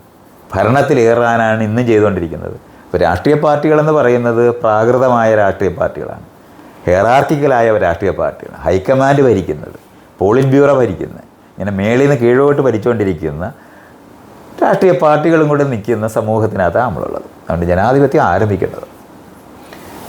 ഞാൻ ചർച്ച ഇവിടെ അവസാനിപ്പിക്കാൻ ശ്രമിക്കുകയാണ്. കാരണം സമയം ഒരുടായിപ്പോയി. വളരെ ഓരോ പ്രാവശ്യം വരുമ്പോഴും ഞാൻ ആലോചിക്കാറ്, എന്തിനാണ് ഞാൻ മൈത്രേയനെ കാണാൻ പോകുന്നത്? പക്ഷേ ഞാൻ തിരിച്ചു പോകുമ്പോൾ ആ ചോദ്യത്തിന് ഉത്തരം എനിക്ക് കിട്ടിയിരിക്കും. ഞാനിപ്പോൾ ഇപ്പം നിങ്ങളെ കേൾപ്പിക്കാൻ വേണ്ടി മാത്രമല്ല, ഞാനും കൂടി കേൾക്കാനാണിത്. എനിക്ക് കിട്ടിയ അനുഭവം താങ്കൾ കൂടി ഞാൻ ഇന്നത്തെ സാങ്കേതിക വിദ്യയുടെ സഹായത്തിൽ കൊണ്ട് ഞാൻ നിങ്ങളെ കേൾപ്പിക്കുന്നതേ ഉള്ളൂ. ഒരുപാട് പുത്തൻ അറിവുകൾ എനിക്ക് പങ്കിട്ട് തന്ന. പിന്നെ ഞാൻ എന്നോട് തന്നെ എപ്പോഴും ചോദിക്കാറുള്ളൊരു ചോദ്യമാണ്, താങ്കൾ എന്തുകൊണ്ടും മൈത്രേയനുമായി തർക്കിക്കുന്നില്ല? പക്ഷേ തർക്കിക്കേണ്ട ഒരു രീതിയിലുള്ള ഒരു വർത്തമാനം അദ്ദേഹത്തിൻ്റെ ഭാഗത്തുനിന്ന് എൻ്റെ മുമ്പിൽ ഉണ്ടാകുന്നില്ല ഉള്ളത് എൻ്റെ കുഴപ്പമോ തർക്കിച്ചവരുടെ കുഴപ്പമോ എനിക്കറിയില്ല. എന്തായാലും താങ്ക് യു മൈത്ര.